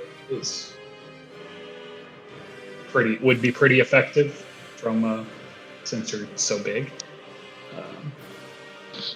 If that's your goal. It is not. I think since there's 4 of them, I think he's going to see his only real companion left in Xerxes on death's door. Wow. And do something that he hasn't done in 70 some odd episodes. And he is going to drop his wild shape form. And at the 5th level,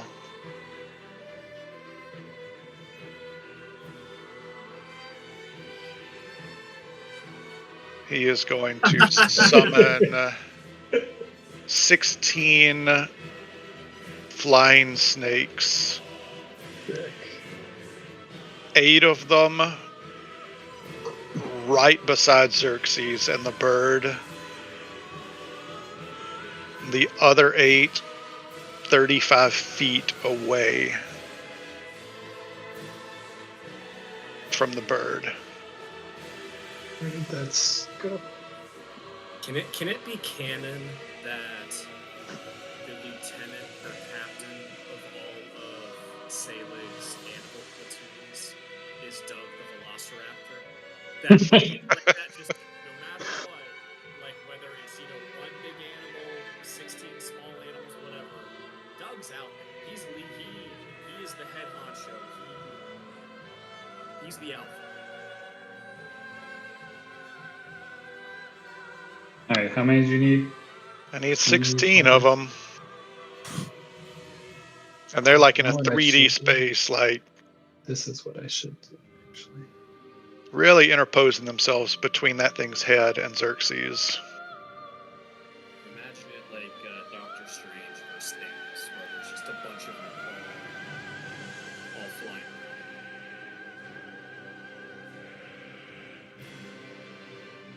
around. Here we go. Alright, so there's 1. Now if I copy this one, paste them, then you should be able to control them. Oh! There's 4.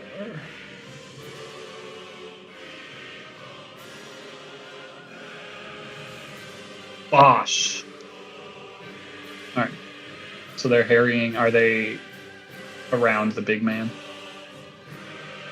8 of them. 8 of them, yeah. And then 8 of them are between 35 and 45 feet away, but not clumped up.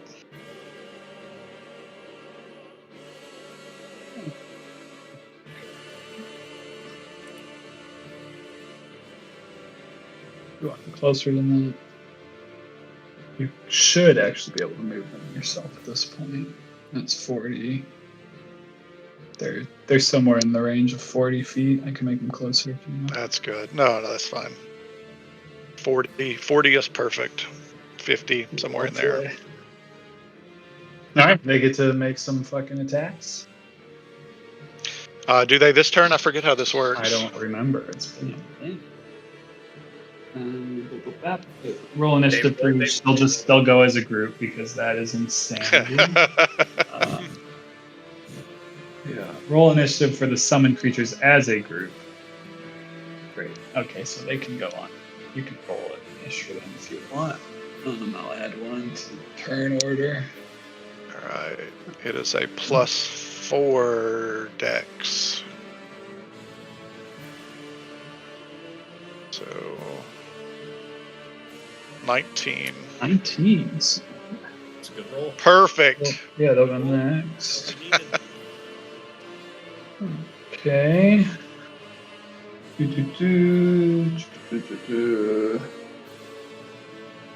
Okay, I think you're good. We have a playing field of flying snakes. I love that. Little fuckers. Each of them, obviously, as they attack, are gonna like fly around to get advantage. Yeah. Love that. And as they do so, Selig is going to be taking a keen eye to see if, and maybe a check is in order here, to see if the poison piece of this looks like it's doing anything. Okay. 8, coming in hot. So these do 1 damage plus the poison. So all the attacks are just 1 damage if they hit, and the rest is poison.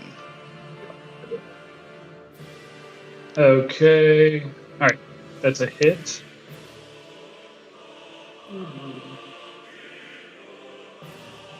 Great.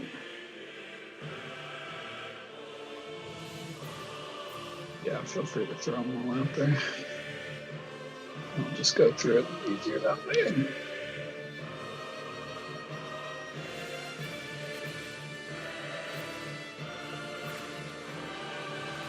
Only 2 misses. And it's piercing damage if that matters. The 1 damage per hit is piercing. Okay. Magical since they're technically fey.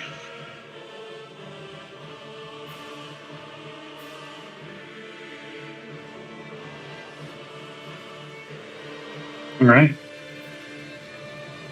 Lots of solid strikes. I'll have you roll. Let's have you roll a medicine check, just to either that. Yeah, medicine or perception. I really either way. Yeah, from what you can tell, I mean, it looks like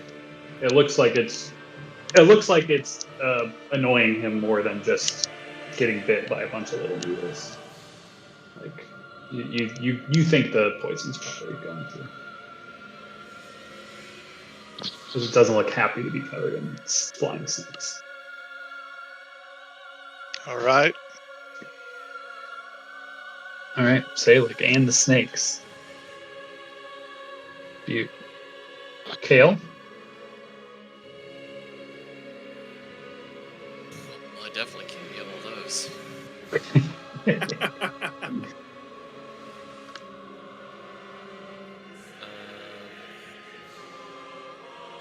would people go? They're all down there.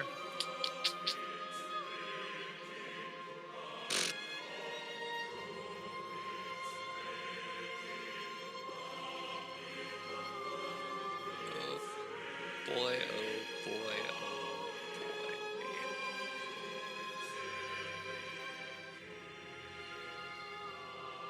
we're gonna do touch. We're going to check range. 'Cause I think I'm outside.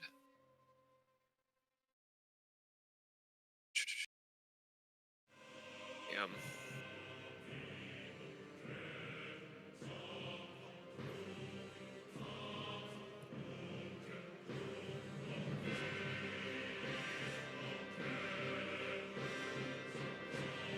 Sweet. We're gonna move there, and we're going to Toll the Dead. Old is dead. Wisdom? Save. And Wisdom. 18. Save. Okay.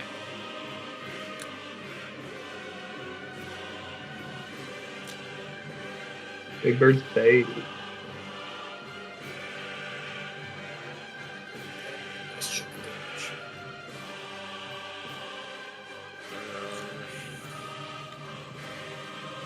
From there,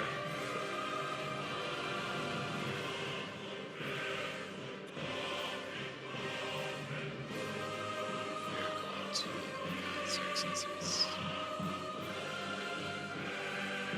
Xerxes, you want to use your magical wings and fly away? Specifically towards me. I mean, he does technically still have them out. He's just on the ground. Yeah. We're gonna move a little bit behind that pole, and that's my turn. Before its go, it will beat its wings. Try to get some of these fuckers off of it. We'll say it can get 3 of them, I'd say. Directionally. Oh, I mean, actually. Each creature within 15 feet. I thought it was a directional, John. It's not. Okay. That's why they're not all there. That's smart.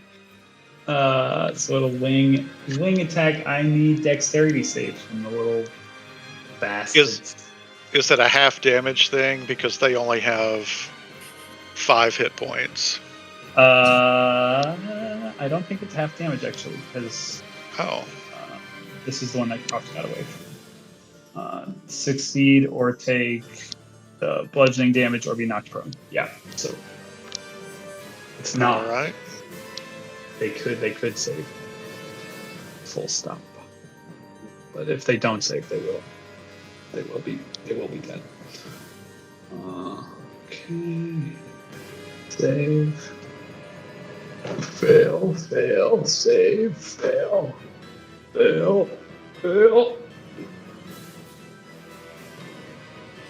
Oh, there's the one not looking at here. Okay, so we got how many saves? It's 18. 1, 2. 2 saves.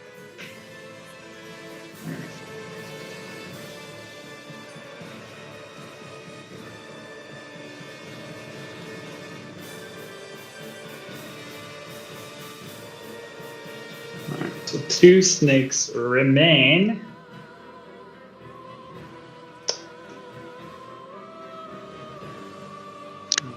Its turn. Fuck. The snake that thinks to itself.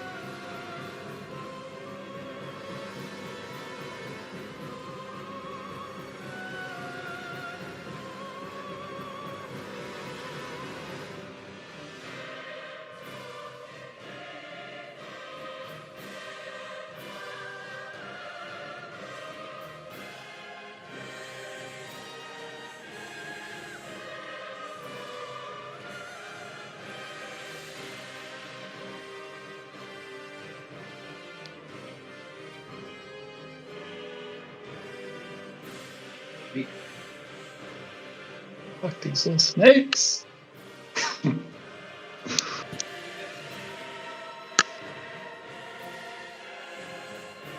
It will. Oh, I guess I should recharge. Try to recharge.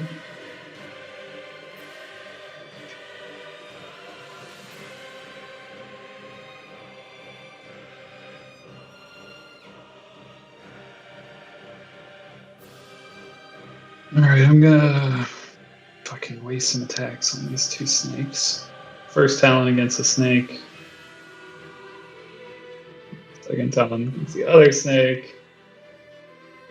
You're annoying little snakes. Sorry. Can't see them under his giant body.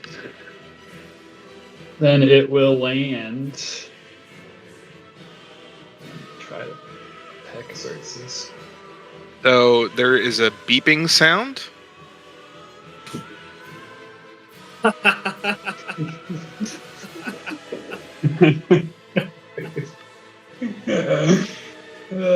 Great, great.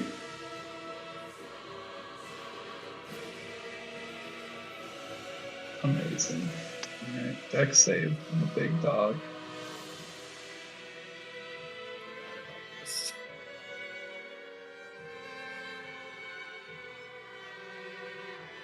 Alright, it saves.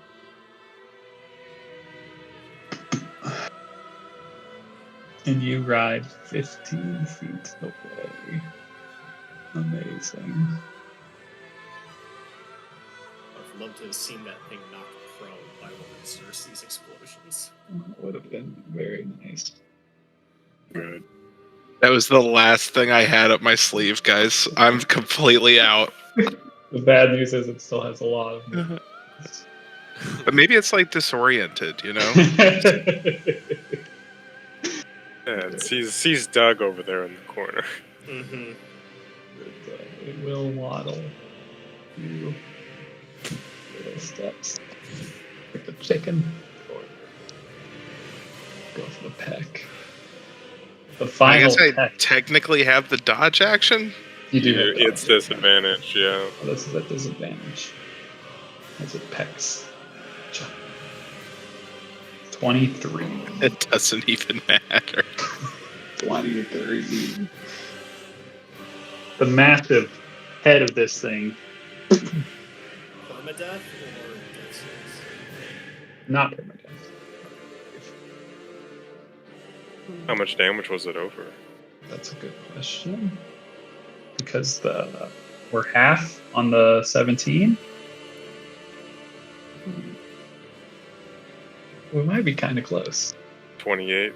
Do you need me to decide whether to burn that bottle cap you just gave me before you announce that? Because I absolutely will if it'll mean avoiding burn. It might be kind of close. I have a bottle cap too. I actually have two of them. The bottle cap just decreases it by 5, right? Yeah, you can either decrease because he already Can you has stack this it? I've let you stack them in the past. Feels. Yeah, I think I have to. I don't 2 think- minus 10. I don't. 2 think minus so. 10. If you want Xerxes to live, I think this is you. Yeah. I mean, there's obviously ways to bring characters back. It's true. I'm beyond that. But we don't have many OGs left. Alright. I used 2 bottle caps. I used Burning caps. of course, because what is Burning what's my caps. AC? 18.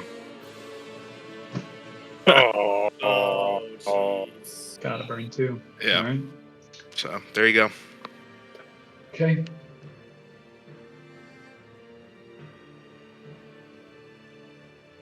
It is still just right there. Right there within range. And it is Gildor's turn.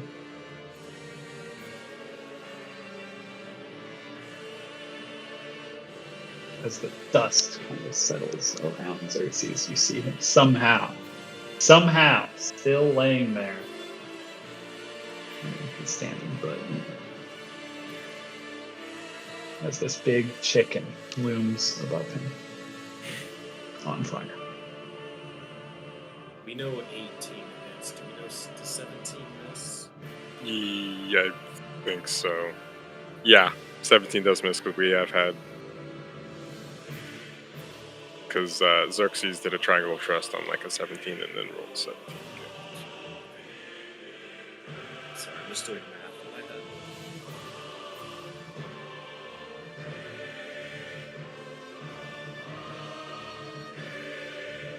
Sure. That's what it is.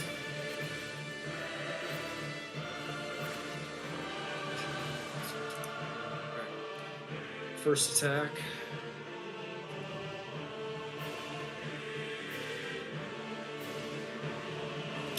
I will triangle with trust points. Triangle Trust will make that hit. Okay.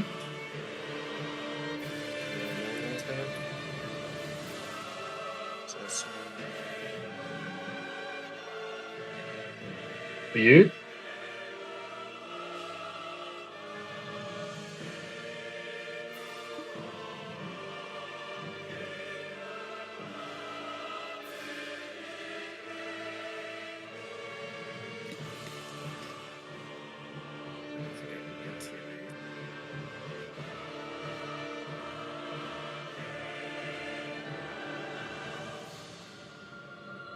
I mean, we can see if some flying snakes can help provide some cover for me to run away. I think that's the move. Yeah, I'll hide again.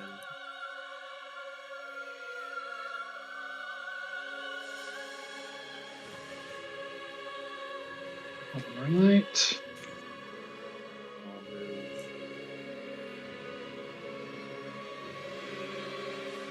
Xerxes. Big chicken looming over you. I mean, my first thought is that the best defense is an offense, but I'm worried about his legendary actions because he's killed one of my characters that way before. So his only move is to disengage and try and run away. He just is not going to be able to get far enough away that he's not going to get attacked again immediately. So What if you dash though, right? I can't do both. Can't dash. Sorry. Doesn't have. It's not a rogue. No, not a rogue. Do you want to go towards the snakes? I just feel like I got to try and get closer to you guys. Oh, that's true. Get to Kate. What's your fly speed? Because you're flying. I am Are you flying. not? 60? Question mark. I don't remember. It might be the same as this move. Yeah, it's the same as my movement, 30 feet. He's trying. You on the ground? Yeah. Xerxes moves. Any bone ackies, as we call them in the biz? I don't have anything I can do with them. I guess that's where you could like take a potion or something. Except I don't have any on my sheet. So fun times.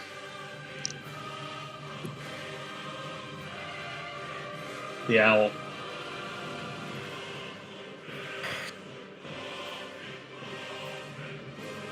Frightened owl. Still, Just keep giving them the dodge initiative. So they go. I can't do that anymore. That was my last use of that. Yeah. It's the same use as I did to do like the extra attacks. I mean, it is theoretically possible that he wouldn't be able to do his wing attack on the ground because he's not flying. I don't know if there's like rules about that, but Depends how he wants to leap off the ground. Yeah.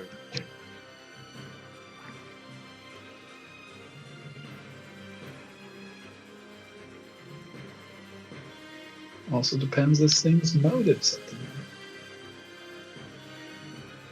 A lot of bad guys still on the field.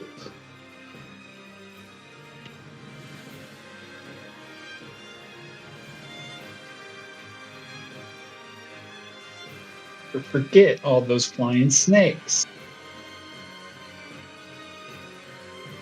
The arrows everywhere, but it's always my favorite. I can't get closer. That's terrible. Afraid. Shout encouragement. We're in round 9. He's still afraid. Yeah, it's Hey, bad. brutal save. I got one.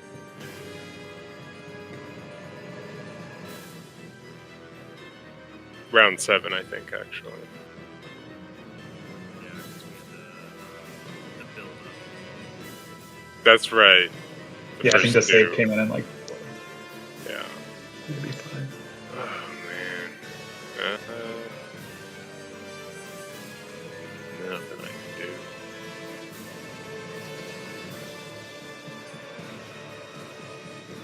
Actually.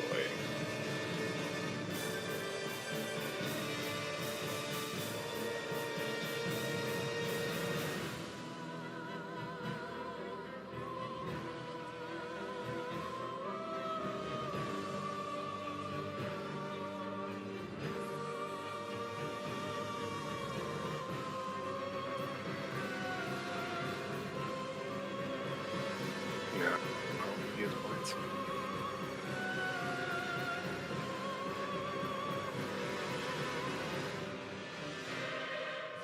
Oh well. I can't do anything else to help Xerxes, let's just see. Al is going to spend his key to cast a spell. Ooh.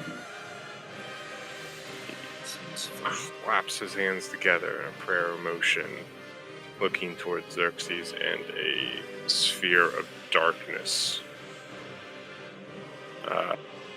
swells out as he casts darkness.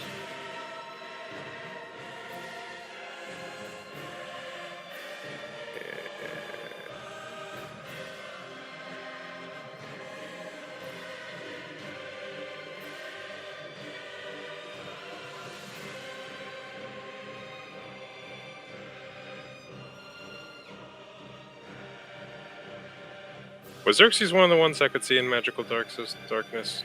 Nope. Nope. That was Steven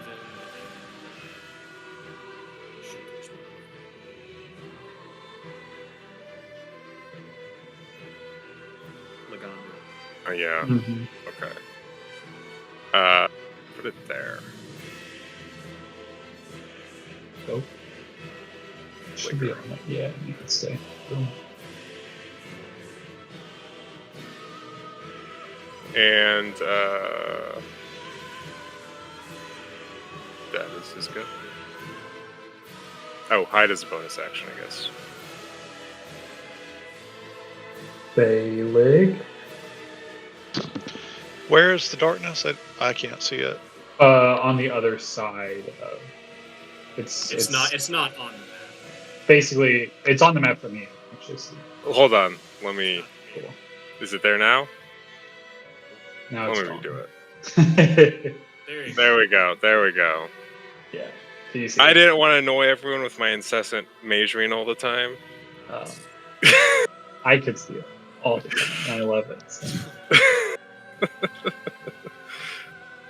I do Yeah, not so see it's it. essentially it's obscuring Xerxes. You can't see Xerxes on the other side, but you can still see the big thing because it's giant. It's just like partially obscuring the darkness.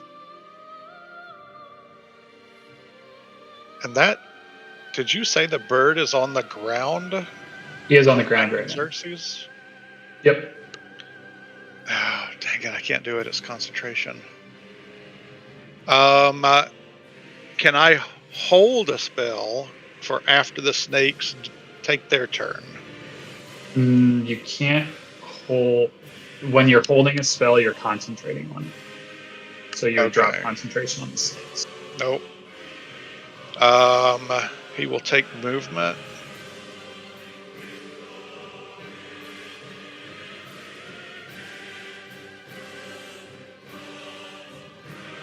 That'll be his turn, and then he'll move all the snakes in for their turn. All right, get in there, boys. This is Doug's crew. Doug was not in the Vanguard, if you didn't know. Oh, hey, Doug, what's up? Doug gives you the slightest of head nods. Gildo doesn't know Doug, but Doug does know he's in a virtual tabletop, and he does look at Marshall. Give Marshall. That was Marshall saying that. That was also Doug saying hi, Marshall. All right, here they come.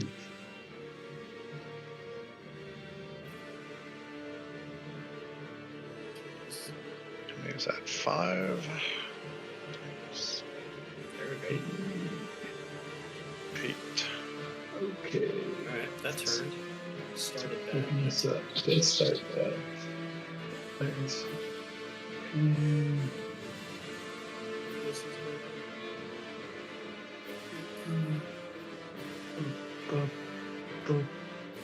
Ooh, that's a good one.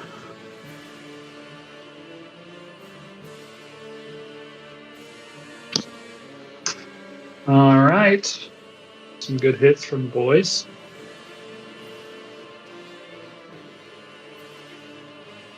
Is that it from Sailing and the Snakes?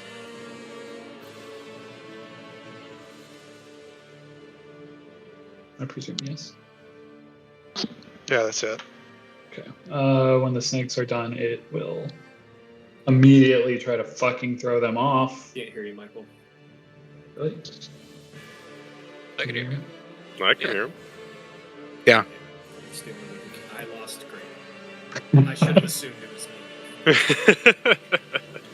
me. And Well, we can still hear you, Marshall.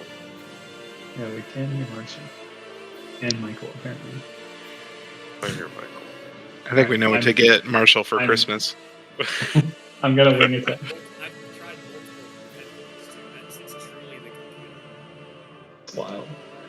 Wild. Wing attack. Wing attack. Wing attack. Dexterity saves from the snakes. Because it doesn't like being covered in snakes. Who would? Honestly.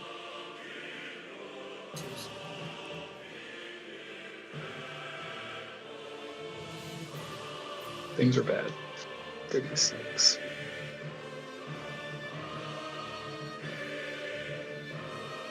Alright. It has been written that only 2 snakes ever survive the winds. 3 is the magic number. If we had 3, it was guaranteed that extra shot. I have to move him down for a second to delete some snake.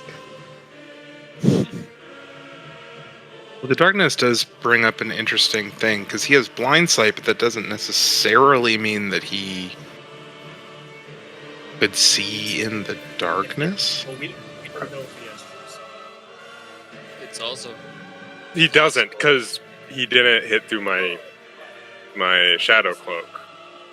He can't see. Shouldn't see. But he might move on to a different target. That's the idea. It is his turn. 2 snakes remain. Fuck. These snakes! is it my turn? No, the turn master. Oh, yeah, it is your turn. I apologize. That was in between turns. That was his legendary, so you're good. Apologies, Kill. Nope, that's okay. Oh, you deleted the snake that had the turn order. That's what. Oh, mother of pearl. Yep. Let me just add Doug. Yeah, it should just be Doug. Doug's on a 19, right? Doug's gonna have his Hollywood. Alright. Alright, Kale. You're up. Cool.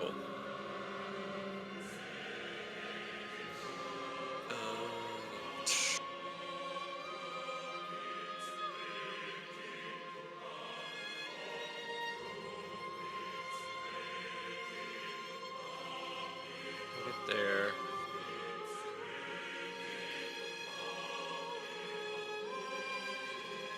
Then we're going to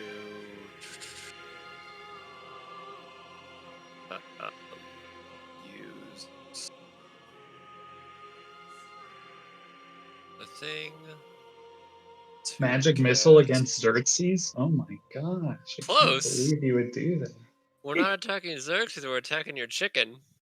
Stay out And it's away from my almost chicken. like magic missile, but instead it's a guiding bolt. Ooh. I mean, to be fair, he's already glowing. Extra glowy. Double glow. That's huge. Okay. Solid strike. Tell me that. He is now glowing. Anything else in your kale? No, sir. Okay. Now it is his. Actually, he'll use Oh, damn two. it. So he'll use a 1 talent attack to finish off those actions. Try and fuck up one of these birds, these flying snake birds. 24 does not have disadvantage. I was gonna say, what?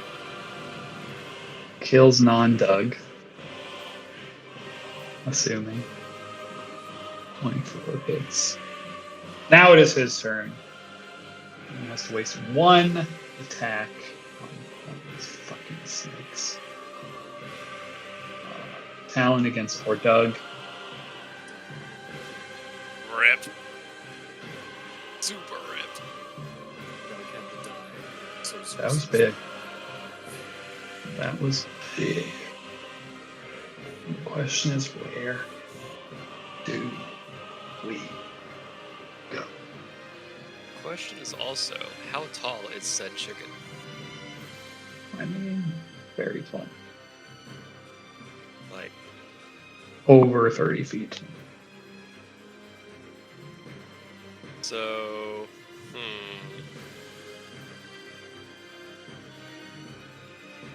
What you trying to tell me?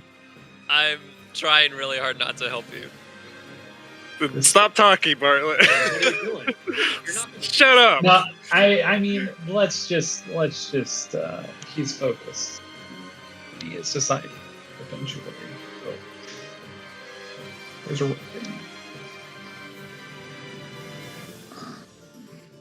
being made here. Okay. We got a panic. We got a town.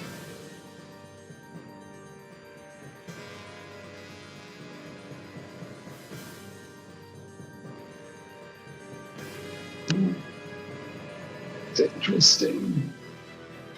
Don't mind me while I scroll up.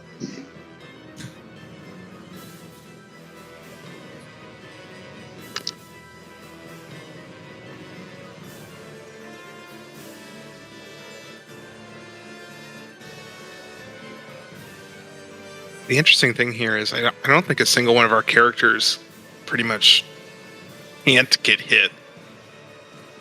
You know what I mean?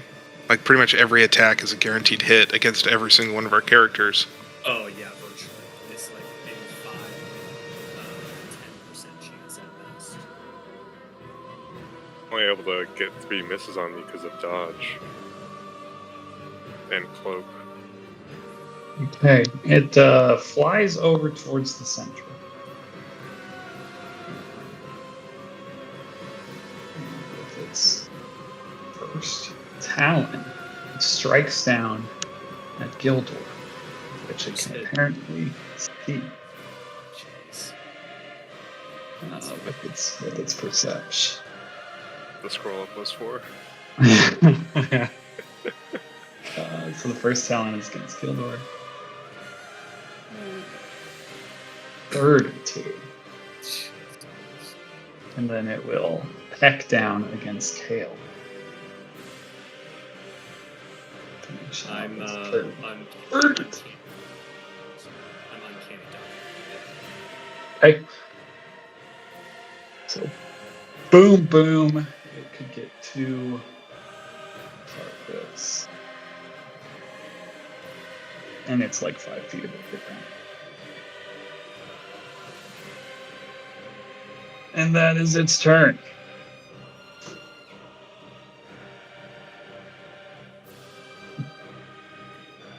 It is glowing. And now it is Gildor's turn. HP as a resource, just damage. Damage or we all die.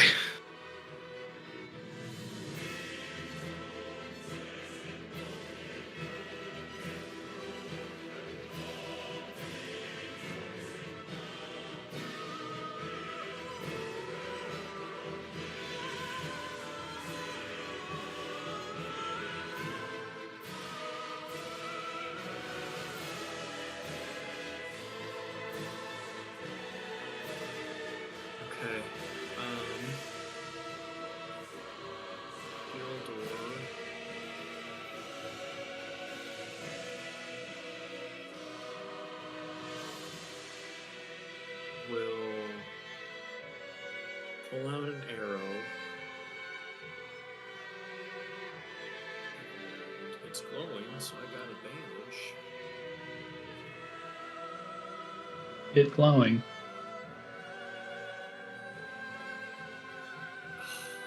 Close.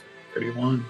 So With that close. Okay. 19 With on the that, die. when that arrow hits, all of a sudden, these magical poisonous vines spring out from it and wrap completely around the chicken. It's gonna take 2d6 poison damage.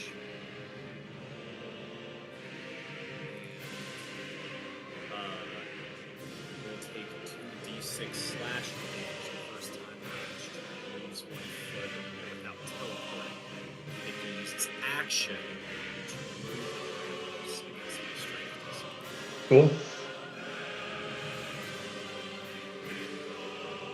Take 7 points of damage. It's no longer Correct.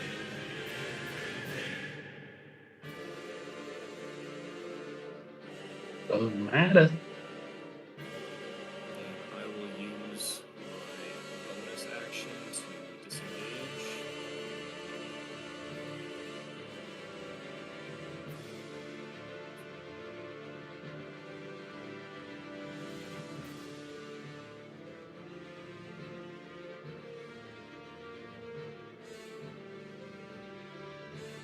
That's how far I can get with the difficult terrain. Nope.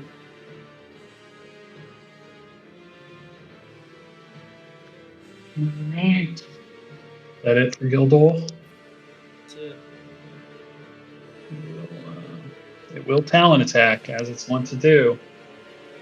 Against Kale here. In between turns. 19 to hit, Kale. Do you have anything, Preston, or do you want me to burn my bottle cap? It misses. Oh, misses. Oosh! Alright. Let's Xerxes. go, brother. Let's go. Let's go. Field brings out the Xerxes go. He's now within emboldening bond range again. Back in the triangle. Back in the triangle of trust. Brap. It's Brap. Brap. holy damage. Oh, that was a lot. It's a lot of damage. Good. That was good. Xerxes. How do you want to do it? Let's go. Huge. He is steadying the elephant gun made of radiant energy against the coffin's lid, just raining hellfire down as it gets hit once and rears twice and rears, and the third one just goes straight through its face and it falls.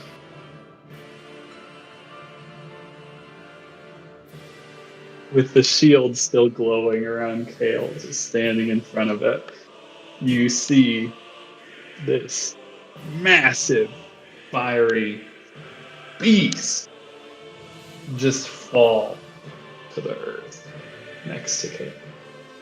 Part of its body just wrapping around the fountain of blood that immediately stops spewing out of that liquid. You see the 4 pyres, the 4 flaming braziers, the cardinal directions, all burn out at once.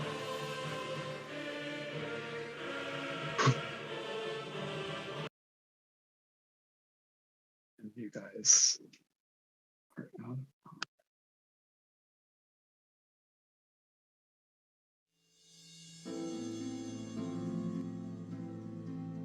Defeated. Yeah, that's bar. Oh, sorry. How many HP did you have left, Nate? 4? 7.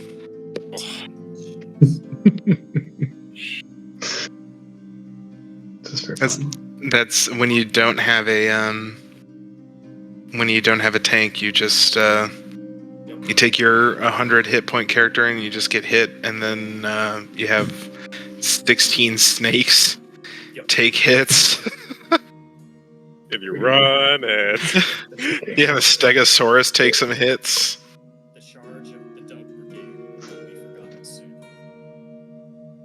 sure, everyone took their turn of one round of hits, basically. Pretty much. That's all we can take. Hail, huge at the end, just the whole way through. Mm-hmm. It was massive. Massive. Al, you are no longer afraid. God. That was brutal. That was brutal.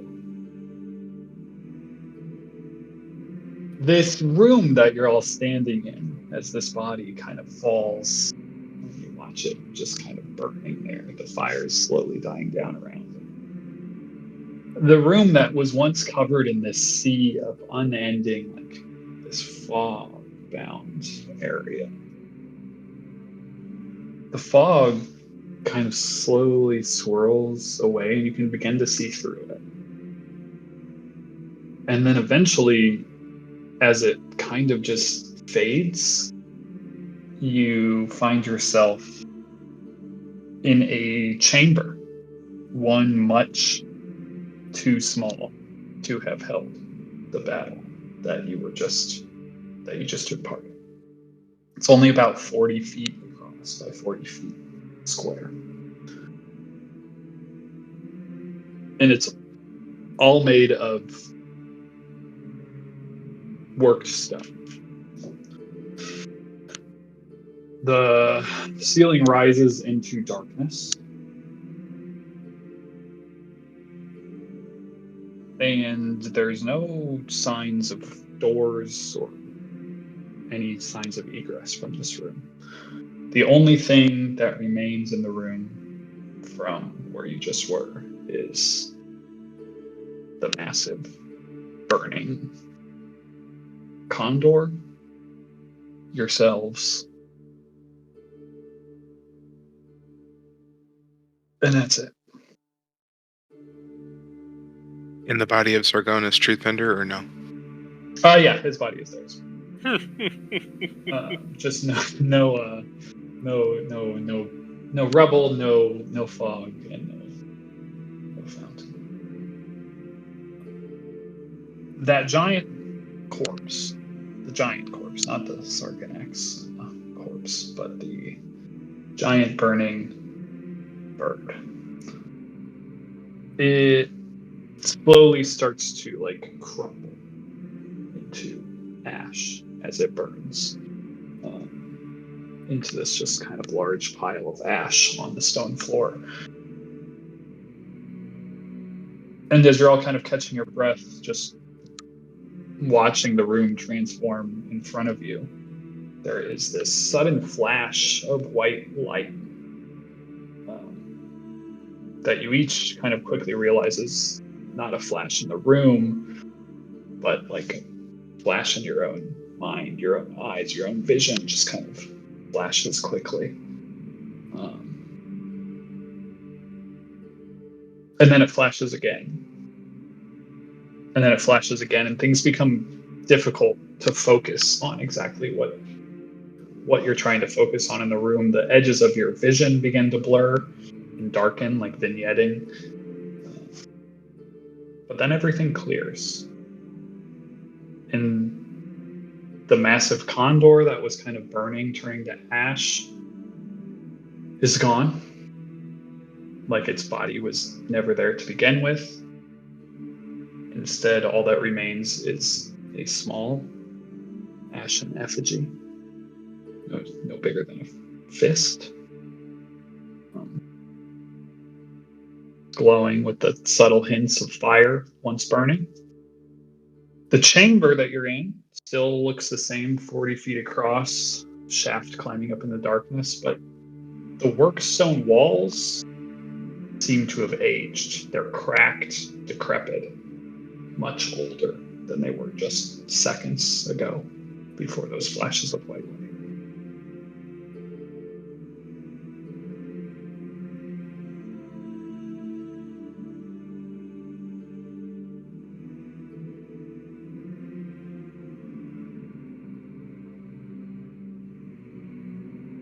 Salem and Xerxes are the only ones who know what that is, right? Aelie and Xerxes, you've both seen that before.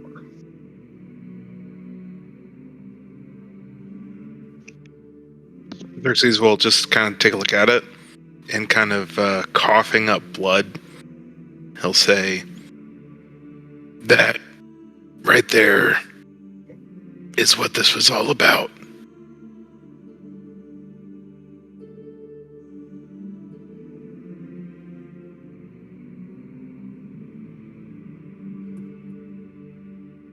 What do we do with it now? Contains the power of a god.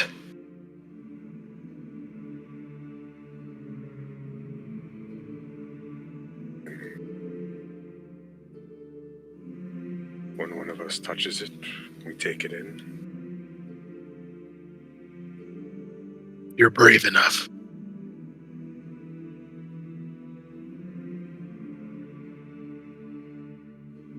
Would Xerxes have talked about like what he knows about the embers, like kind of that only one person can have an ember, right? Or a person can only have one ember, right? I imagine that this would have probably come up at some point in Owl and He's prison chats. Oh yeah. And the boat times. Yeah, like we've been around. Any one of us is eligible, aside from Xerxes. And myself. You have one? No, but Or are incapable? I'm not going back. I don't exist on the prime timeline, if you will. You mentioned this before. I'm simply your facilitator, your tour guide, if you will.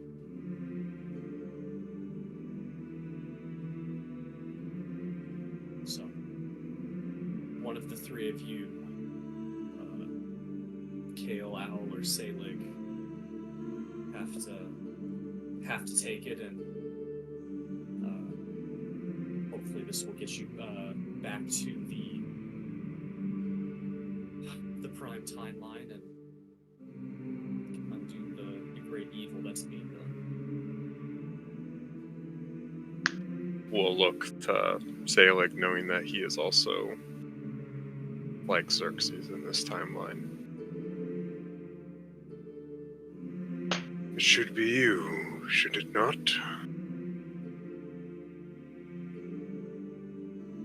This will allow you and Xerxes to return. Or aid in it. And was this the plan? For just the two of us to return? If so, it's an easy choice.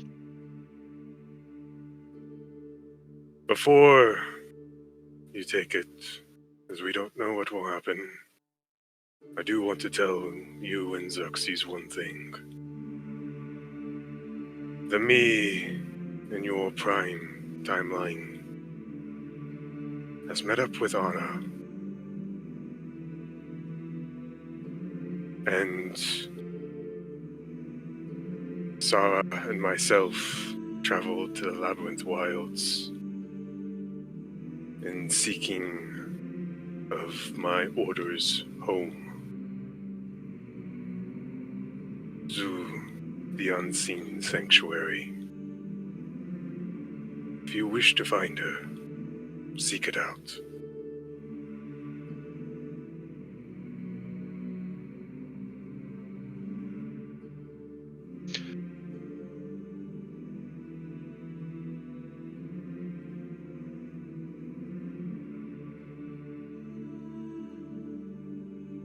This is embarrassing.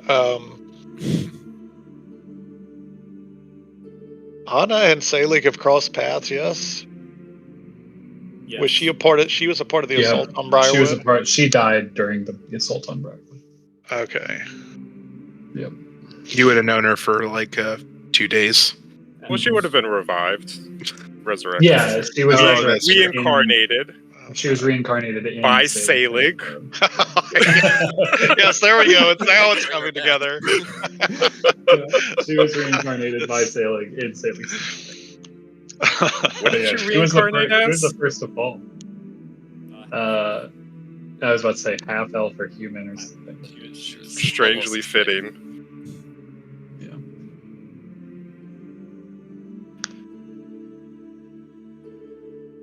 The Ember is, in a word, commitment. There seem to be places that only bearers can go. And so to throw your name in the hat is to commit yourself to a party of people, some of which you may or may not know, some of which you may or may not like, and commit yourself to a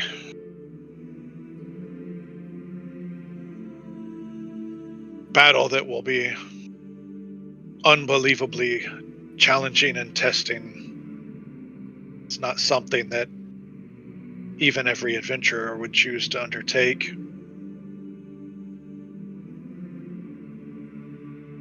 If only the people that can go back are Ember Bearers. I cannot lie, it is tempting. But if there is one here who feels extremely compelled, driven, some would say called, to this fight, now is the time to air that desire.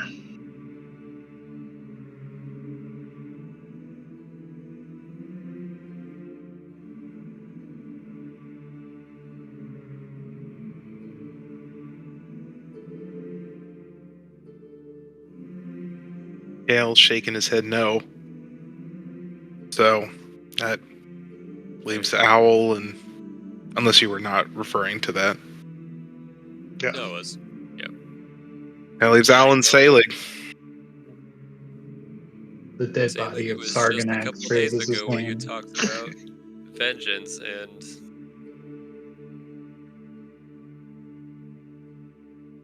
If you think yourself worthy, Selig, I cede it to you.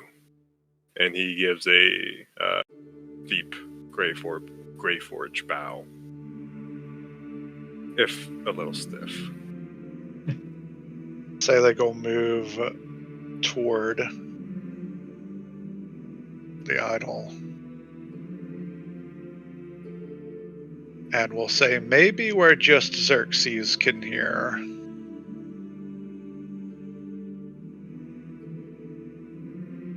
Then no more halfway doing this. May my peace diminish. May my vengeance increase. And we'll reach out for the idol of the vengeance poobah. Selig, as you grab Sailor chooses violence. Ember of Sargonus, Firebringer, slowly starts to burn a brighter white light. You feel that warmth kind of wash over you and inside your chest, much like those who felt this feeling before. As that happened, Gildor, your vision flashes again, quickly, much like it did a few seconds ago. But this time, the vision is yours, and yours alone. Perhaps a memory from another version of the same chamber. You see outlines of humanoids, dark figures standing around a small flickering effigy, just like the ember that Selig just claimed. But you see a gauntleted fist reaching out for that ember, claiming it. A gauntleted fist you recognize, belonging to Torgon. Not the Torgon that you just saw, the youthful version that you all put to waste in the last room, but the Torgon that you left Barovia with. And you're watching it from your own point of view in the same room, standing in the exact same place that you're standing right now, watching Selig take that ember. And your vision starts to flicker and flash again. And there's a second Selig that it was your point of view. And you watched yourself reach out with a gauntleted fist and grab the ember. But then it went back. You're in the room that you're currently in. But now the floor begins to shake for all of them.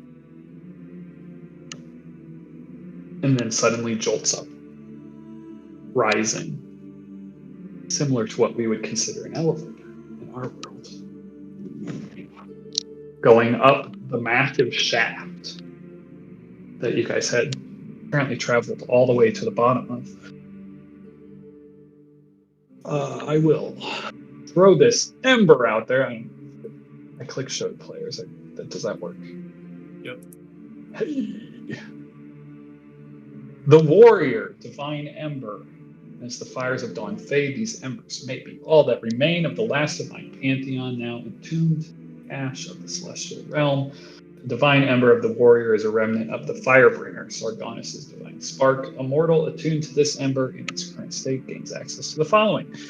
Descendant of the Horned King, you can speak, read, and write Abyssal, the warped tongue of the abyss. Beast within, you gain proficiency with athletics, intimidation, survival. Fire's endurance, you gain resistance to bludgeoning, piercing, and slashing damage. Battle sense, you have blind sight within a range of 10 feet. Within that range, you can effectively see any creature that isn't behind total cover, even if you're blinded or in total darkness. Moreover, you can also see invisible creatures within that range. And finally, vengeance over forgiveness. You increase your strength or charisma score by 2, as well as increasing your maximum for the chosen score by 2. Alternatively, you may instead increase the score, strength, and charisma. More of a, maybe melee type ember, but so it goes. It doesn't hurt to have those abilities, especially when you're a Stegosaurus. Yeah. It's true. Are you a charisma caster at least? No. Yeah. No, the big thing is going to be the resistance to damage. The resistance will be really nice as a Beastborn, especially. And a little strength never hurt, or charisma, your choice, both. Maybe it would have been better on Owl, although Owl's not a strength character. No, this one wasn't a great fit for anybody. I mean, Yeah, everything else not would in have this been good group for in Owl, particular. but the stat buff would have been flavored. Sorry, well, it wasn't as perfect a fit as some of the other ones like that. That's kind of how it goes when you're searching out all these numerous embers. Sometimes you end up with ones that don't fit the exact party we have. But still not bad. Still good stuff. Yeah. Yeah, I don't mind it. I mean, if I would have just gotten taloned and pecked like Xerxes, I would have died. Yeah. But with this, I wouldn't. Yeah. It's going in your folder, Selig. Another ember claimed. So back to this platform. It is now rising up this ancient stone shaft, grinding against the worn and crumbling walls. Climbs for nearly a minute. Bringing you up to a familiar place. The place where you originally started your descent. But again, seems to look much more aged. The walls, the floors are cracked. All of those carved in like scenes of war are just super worn. Like a lot of time has passed. The place is kind of covered in dust and crumbling pieces of stone, chipped walls. When you arrive at the top, there is an archway that you know will lead you into the room that you originally started this all from. There is a ladder in the middle of that room that leads to a hole where you first came down. There's also a large set of double doors on the other side of that wall with intricate runes, carvings, fiery birds, bulls. That scorpion-looking creature carved into it. The center of those carvings has nice. At sunrise, your bones will be collected, laid to rest, honored with the name of the Firebringer, true-blooded god. Survive the trial of the old god and rise from the earth a wrath hunter. Honor over weakness, vengeance, or forgiveness. That is where you find yourselves. Back to the top of the shaft. You survived the shaft.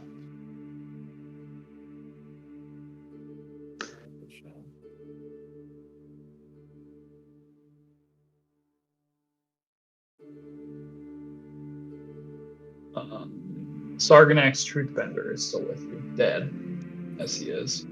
Search his corpse. He has a chain shirt,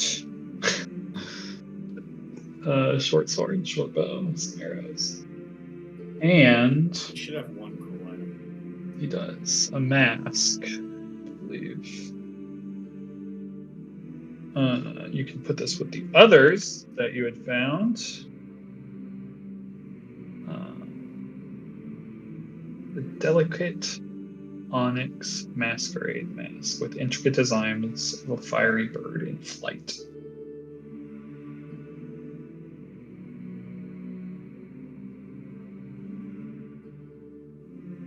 Truthbender's mask.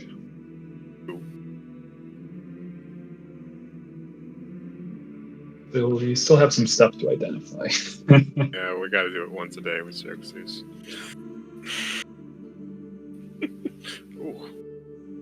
little heals, maybe pass around some heals here.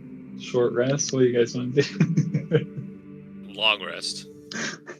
Yeah. Long rest. Yeah. Non-negotiable. Non-negotiable long rest. I have 7 hit points, man. Are we still in the topmost layer, or are we out in the village? No, yeah, you're basically in the where you climbed down beneath the graves. So that first layer.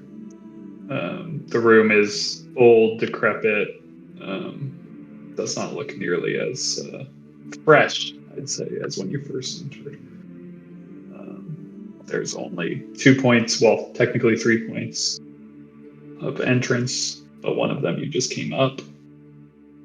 One of them is the ladder that goes above a hatch, and then one of them is the massive double doors of which you assume the scorpion came out of. Should we take our rest here, or the village above?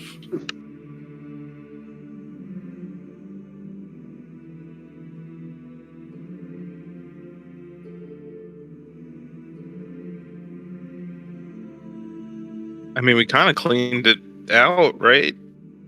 Yeah, we So- searched everything.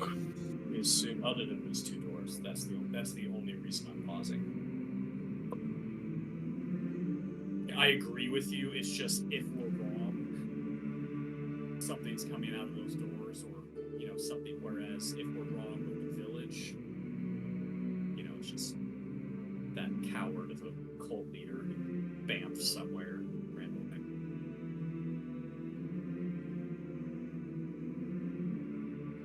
Village rest, go. And we'll have Neil up there. Neil's Yeah, so let's go up there. Yeah, Neil. Plus, Neil. A house would be much cozier. Yeah. Agreed. Up the ladder? I can go first. All right. You guys climb up the ladder. Gildor emerging first, throwing open the hatch, immediately greeted with cold air. Cold but fresh air, other than the stale air that you've been in. And you emerge in a graveyard, much like you did go down in exactly where you'd expect. Though as you look around, the buildings are in a much worse state. Glasses broke, wood paneling rotted in many places, some of them caved in. It looks like it's aged 50 years. Also of interest is about 6 inches of fresh snow on the ground covering the whole village. Nearby, you see your large robot friend, Neil, standing beneath a tree. He is covered in snow. A lot of his plates look rusted. His wood seems a little rotted at his legs, but upon like you kind of coming up and looking over there, he does kind of slowly shift and he creaks a little bit, and the snow just gets it off himself. With a little TLC and WD-40 VFX. Yeah, but you appear in that same village about 50 plus years. Seems to have passed up here. Is that an effect of the temple or the failing timeline? Who's to say? Looking around, you can see the snow, and there is no sign of any tracks. Not small game, not. It all looks fairly fresh, like within the last 12 hours, you would think. But it looks like not even a bird or snow rabbit or anything has traveled through here. It is totally untouched. So get inside then. Yeah. Find the least terrible looking building. Bandage up. Mm-hmm. Start a fire. Yeah, you guys can move over to a nearby building that looks, mostly intact compared to some of the other ones nearby. Less bad. Head in, get a little shelter from the harsh winds and cold. Light a fire in the fireplace. Hole up for the evening. All right. Tea. Easy enough. There is no signs of noise or anything throughout the night. It is probably a pretty restful sleep. Peaceful. We all know Xerxes gets at least 8 hours of it straight through. You're not taking a shift, brothers. This time you're good. You earned it. You need that rest. Yeah.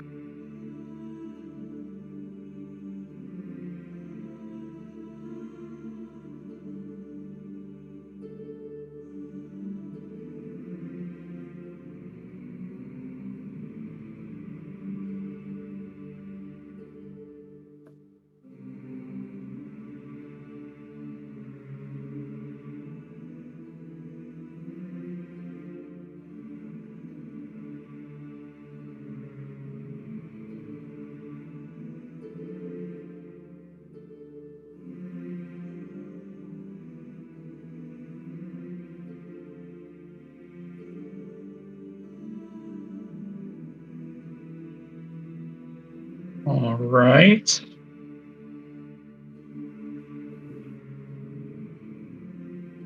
Other Still. options to go through those double doors hours, I guess. Wake up in the morning. We didn't even need to. We have what we came for. There's Neil. Yeah. I don't know. You have.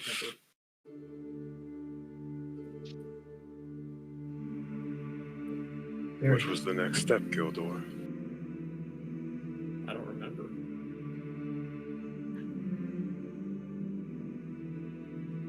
Yeah, you're not entirely certain.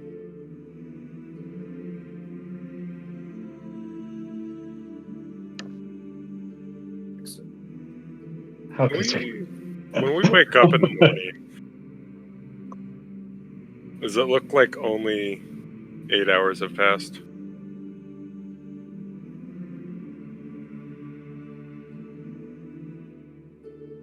Yeah, it's interesting. You're not entirely certain when you went to bed. It was dark. And you wake up feeling pretty rested, kind of inside this building. Mostly intact, but it does seem darker than what you would expect it to be. But you're also like, well, I don't know what time of the year it is. Like, maybe it's darker earlier still. But yeah, as you all start getting like moving and naturally waking up, and it seems unnaturally dark outside still.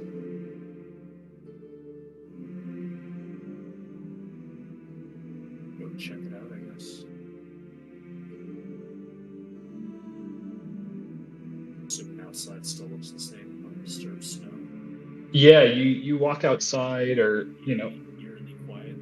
open the door. It is eerily quiet, and it, like, looking up at the sky, it's still dark. Like, you don't see any light on the horizon. Obviously, this place is surrounded by woods, but like the sky is still really dark. You can see stars, but as you're kind of looking around, you don't see sign of like the moon or anything like that. It's just eerie dark. But you're all rested, full rest.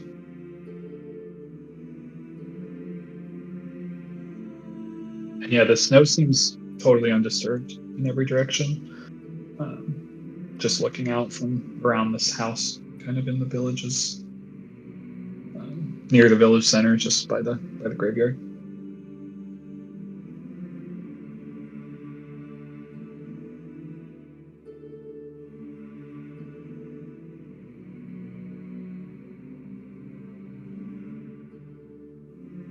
We could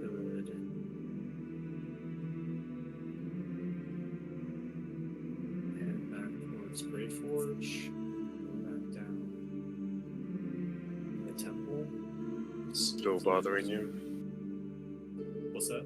Are those doors still bothering you? Yeah, I'm confused. Why did we finish it did we finish quickly? Like the timeline's supposed to collapse. Because that's what I've always been told. Takes time. I'll brew some coffee in the meantime. Beans from Moranth. Gildor takes a drink from a pitcher.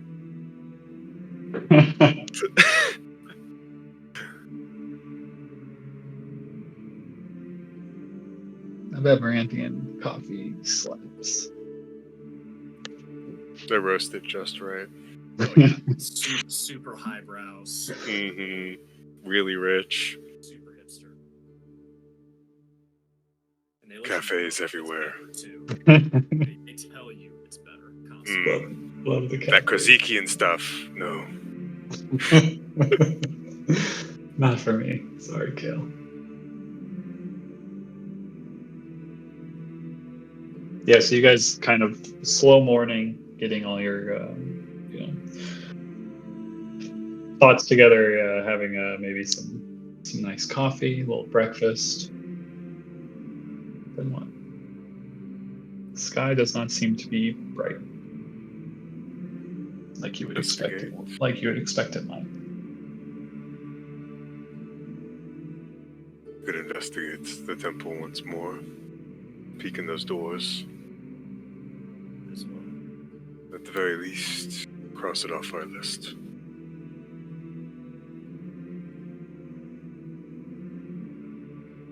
I'll go back down. Yeah, if you head back down, kind of investigate that main room, checking the doors, kind of making your way over there. Just as I said, it's all older. It's much aged. It's much different. You can find that the door seam, which you couldn't really discern before, and it takes some doing, but like multiple of you together, especially. I guess Neil can't fit down there, but kind of wedging something. You kind of get the vibe that the doors had been opened, and it's just basically a large closet that you suspect could house a massive scorpion creature. But yeah, there's nothing else behind it. Yeah, it's like essentially they'd already been opened. Okay. Well, thanks for humoring me, y'all. Just wanted to make sure. Let's go back up. Can return the Grave Watch. Yeah, heading back up. Same kind of darkness in the graveyard. The only tracks are yours.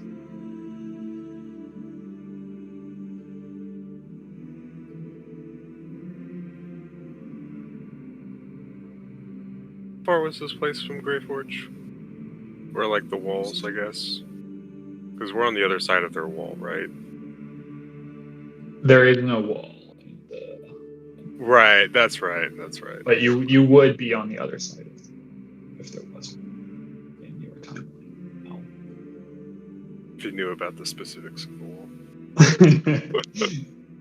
If this all understood the specifics, you would be on the other side. But yeah, it's a couple days. Is there any difference, like, on the road back? Like, do we see any signs of life? Like you start traveling out of the village, or you guys? Sorry, I didn't. Yeah, I mean, are we traveling I assume so. I don't back? know why we would just sit. We can. I don't really have any. I'm just as confused as the rest of y'all. Yeah, Gildor, you're not really sure what's going on here. Well, if his order of the feather sigil had been like Mordecai beat me up, but Star Trek, so that doesn't work. You guys tell me. Cut you off. No, yeah, you guys tell me what you're doing. Sticking in the village, or exploring the village, or trying to make your way back the way you came, going somewhere else. I'm inclined to just start going back to Greyforge just to see how different things are. Yeah, if it's 50 years later, let's go. Yeah, I think that's a good idea. Cool. Yeah, so you guys kind of explored a little bit around here. You went back down, came back up. You're fully rested. Pack up your shit and start making your way out of town. Back into the woods where you had first met Gildor and Kale. And then slowly kind of wayfinding back in the direction of Greyforge. It's not long before you exit this kind of thicker wood into a kind of wide open area.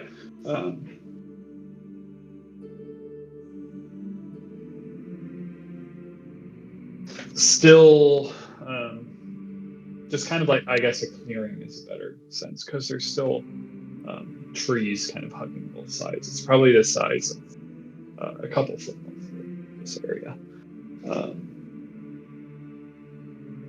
Interestingly, out of place as you guys are coming into this kind of clearing, you can see a small tower. 100 or so feet from where you currently are. You're kind of in this kind of the lighter trees that would go into this clearing.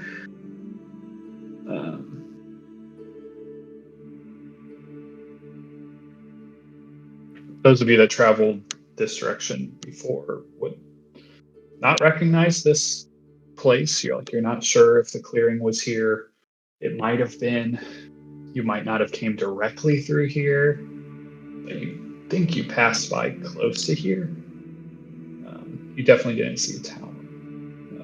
The tower stands almost 30 feet tall. It's crumbling cobbled stone, dark cobbled stone. It's pretty skinny, only like 12 to 15 feet across. So pretty small. Dark wood door at the bottom and a single window at the top.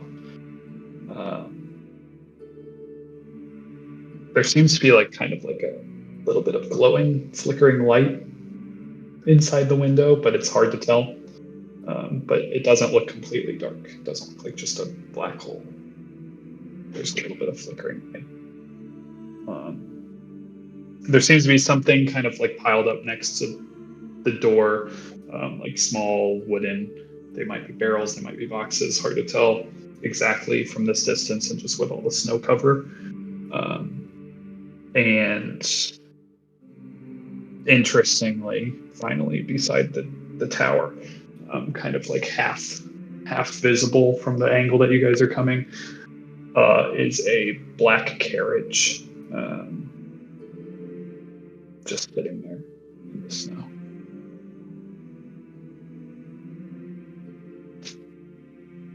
That's so messed up.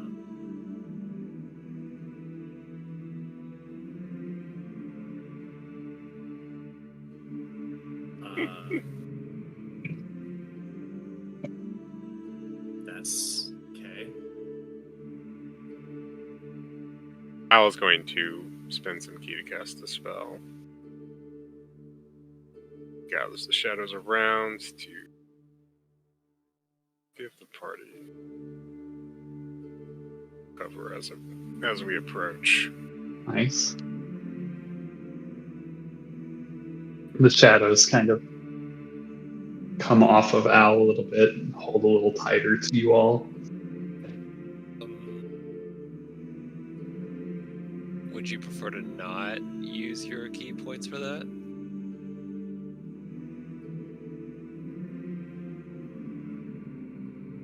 It's alright. Yeah. Okay.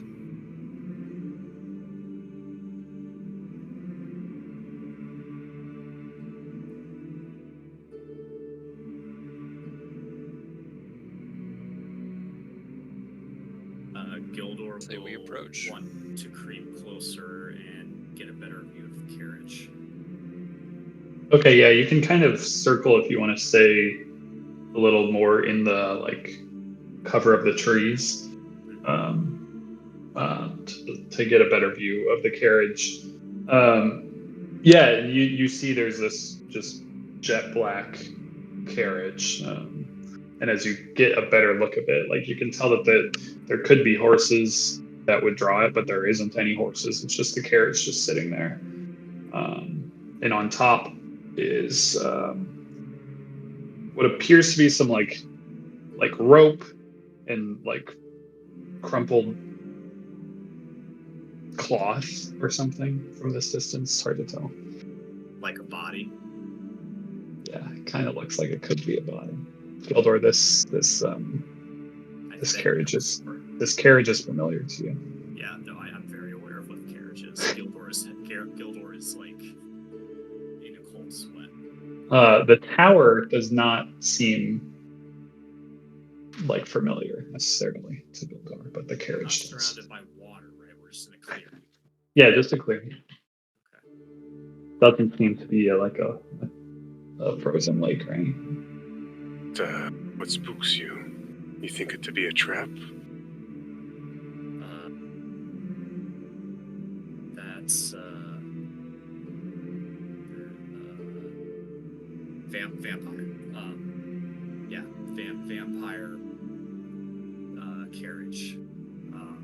Very evil vampire uses that carriage. His name is Strahd. What is it doing here? That's a fantastic question. He's dead. I was there when he died. And yet his carriage is here. Didn't we just fight a younger version of your friend, though? Are you sure his death has happened yet?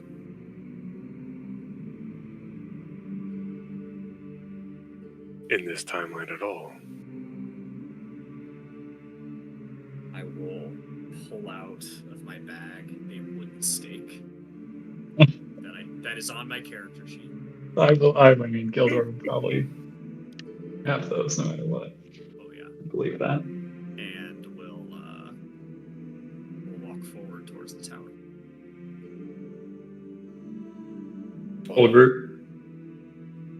Whole group walking up there? Sure. Yep. Quietly. I imagine like the Pass Without a Trace is like how the elves in like Lord of the Rings just like walk on top of the snow. Yeah. Yeah. Leaving nothing behind. It's just you guys very quiet. Move towards this tower. Towards this tower that has this dark carriage next to it. As you approach closer, you all can see that there is, the form of what looks like a long, decayed corpse that is tied atop the carriage. There's nothing really discernible about it. It looks like it's been there for years and years. Beside the door are small, like pony kegs, essentially, which most of you would not, blink twice about what they look like. But Xerxes, from here, you guys probably close to 50 feet away, you recognize them almost immediately. They're black powder kegs, very similar to those that you've used in the past. Just sitting there beside the door, covered in snow. They're recognizable as not just random black powder kegs, but your black powder kegs.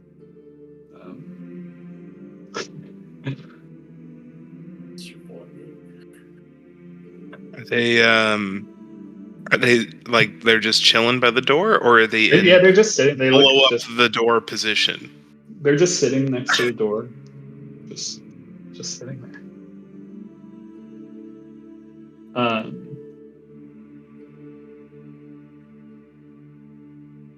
There's a little bit of more, like the glow in the tower window kind of illuminates just a little bit more.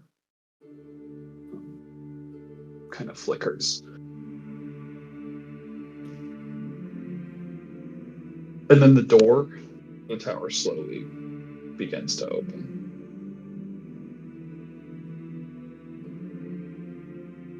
All while this is going on, Selig,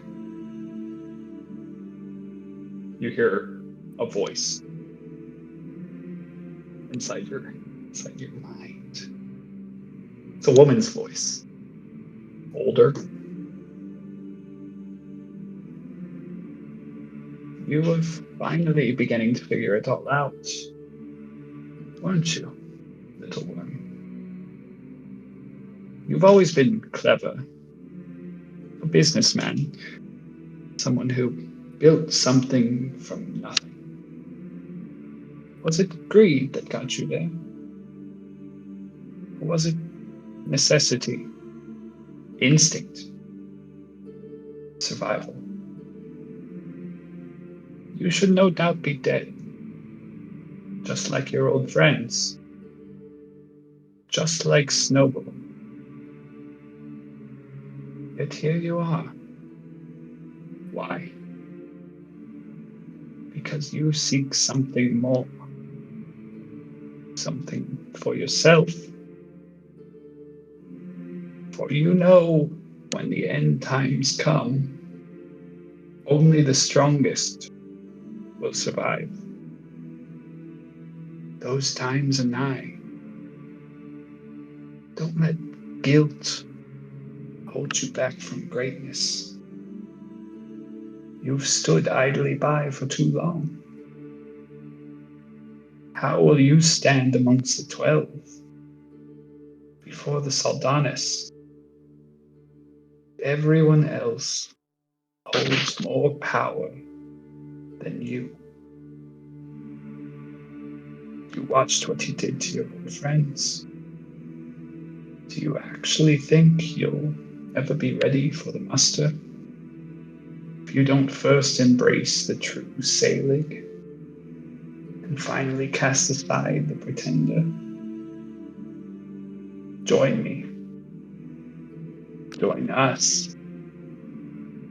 And find out the true meaning of power.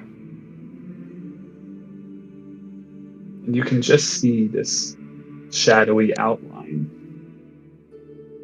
of a woman's form standing in that upper window. Say, like, no one else sees this. As the door at the bottom opens, there's a knight in sinister-looking full plate. He has 2 pinpricks of purple glowing light coming from beneath his helm. Carries a heavy shield with a familiar symbol of a flaming condor in one hand and a black-bladed longsword in the other.